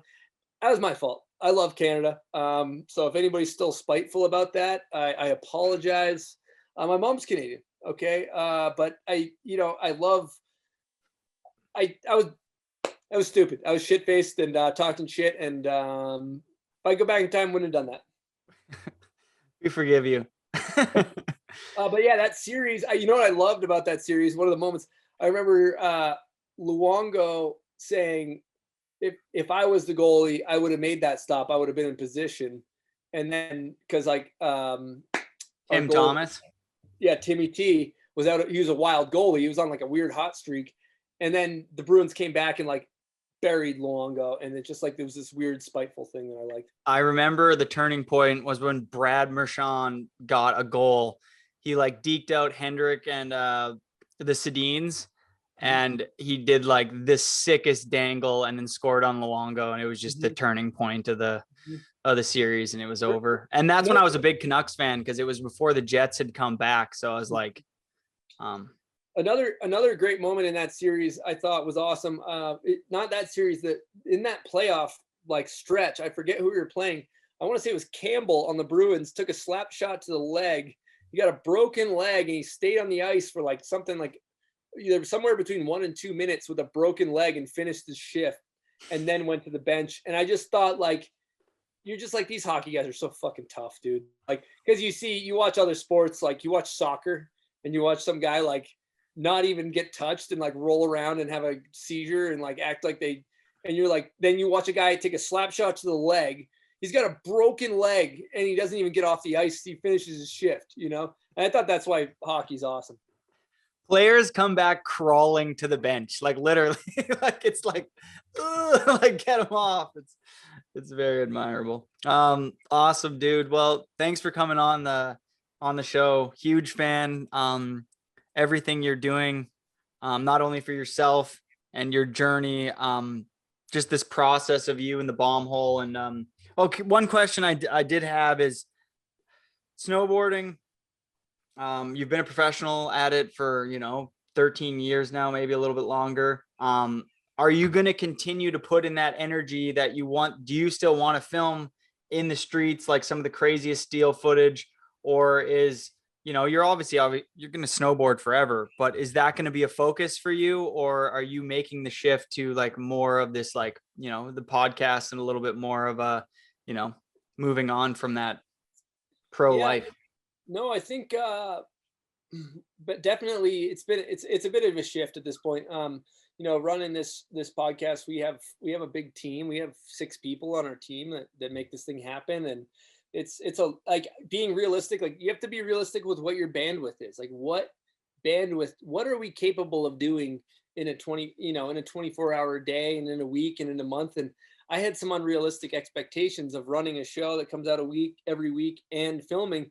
And, the amount of effort that's required for things is that it is the other thing is going to take a little bit of a back burner approach. But what I'd like to do in the future is, like, I'm still going to snowboard. I'm still going to snowboard, it might be 5 days a week instead of 7, or it might be 4 days a week.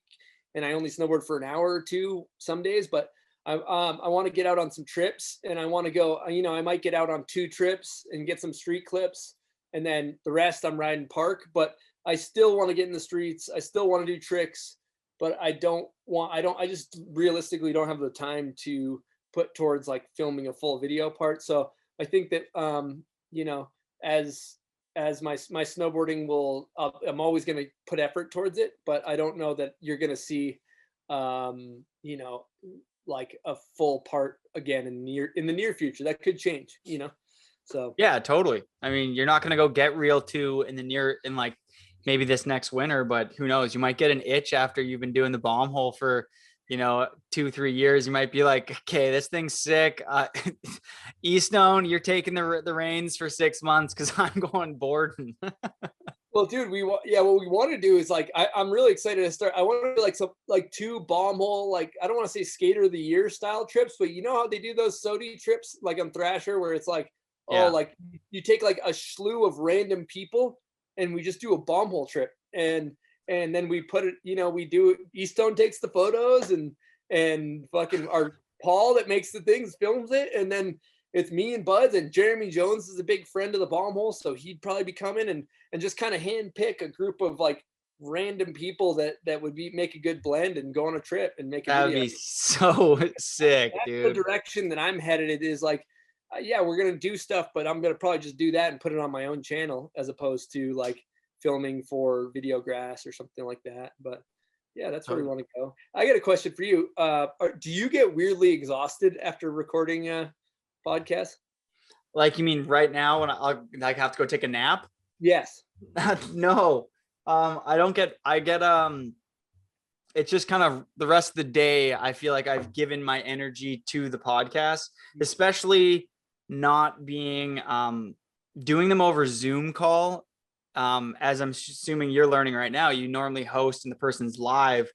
It like it's a skill to be fully attentive through a Zoom call. It really is. It's so easy to get distracted, or I did find myself in previous episodes, I would come up with the following question halfway through the person talking, and then I'm not really present. And I would listen to the podcast after, and I'd be like, I was just thinking about asking that question the whole time this person was talking, and I wasn't really listening to them. And now I feel like a heartless piece of shit because I should have never asked that question. It should have changed. And so I find the Zoom call like adds a little bit of difficulty between the guests. And I don't know where I was going with that, but I'm looking forward to not doing Zoom in the future, and kind of building a little lab here in Whistler. Well, I think my lady and I are going to move back there in next winter. And then I think I'm just going to hopefully be able to buy like a little studio somewhere, or rent something off of like a real estate mogul like Belzil. Hopefully he can like give me one of his rooms or something like that to record one in, or I don't know, something like that. But yeah. No, I definitely like the bomb hole idea of getting a group of people together, like-minded. Eastone shoots it. I think that like that content for like it would be really cool. Snowboarding is just in a time where a lot of things are shifting right now, and I think that that's something that like would make sense, and especially like your personality and stuff like that, because I mean I still want to see you out on the streets with these young kids on the steel, you know, whether or not you just film a 50. You know, you got to that point now, dude. You just want to see a Chris clip. You know what I mean? You're in that bracket, which is a sick, you know, pat on the back when you get to a certain level where people just want to see you out boarding. You know what I mean? It's like, you know, what is going to be the next super park that brings the community together on the snow when everything reopens? And I think that if I was a big company right now, that would be really important to me, because community is really important. And I feel like, you know, 2 years off of the snowboard community getting together, I think it's time that, you know, they do something else that's similar to that. And if the bomb hole can take the reins on something like that, fucking rights. That's inspiring. Yeah, thanks. Fuck yeah. Awesome. Well, dude, thanks for having me on. It's been a pleasure chatting with you, Jody. It's been too long. Rule. Yeah, dude, you rule. Good to see you. Hope to see you. Maybe I'll sneak over the border this summer or something like that and go to Hood. I don't know. But until we see each other next, take care, and just thanks for everything you do, dude. Big inspiration. Appreciate it, Jody. Thanks a lot, man. Yeah, man. Take care. Peace. Okay. Yeah.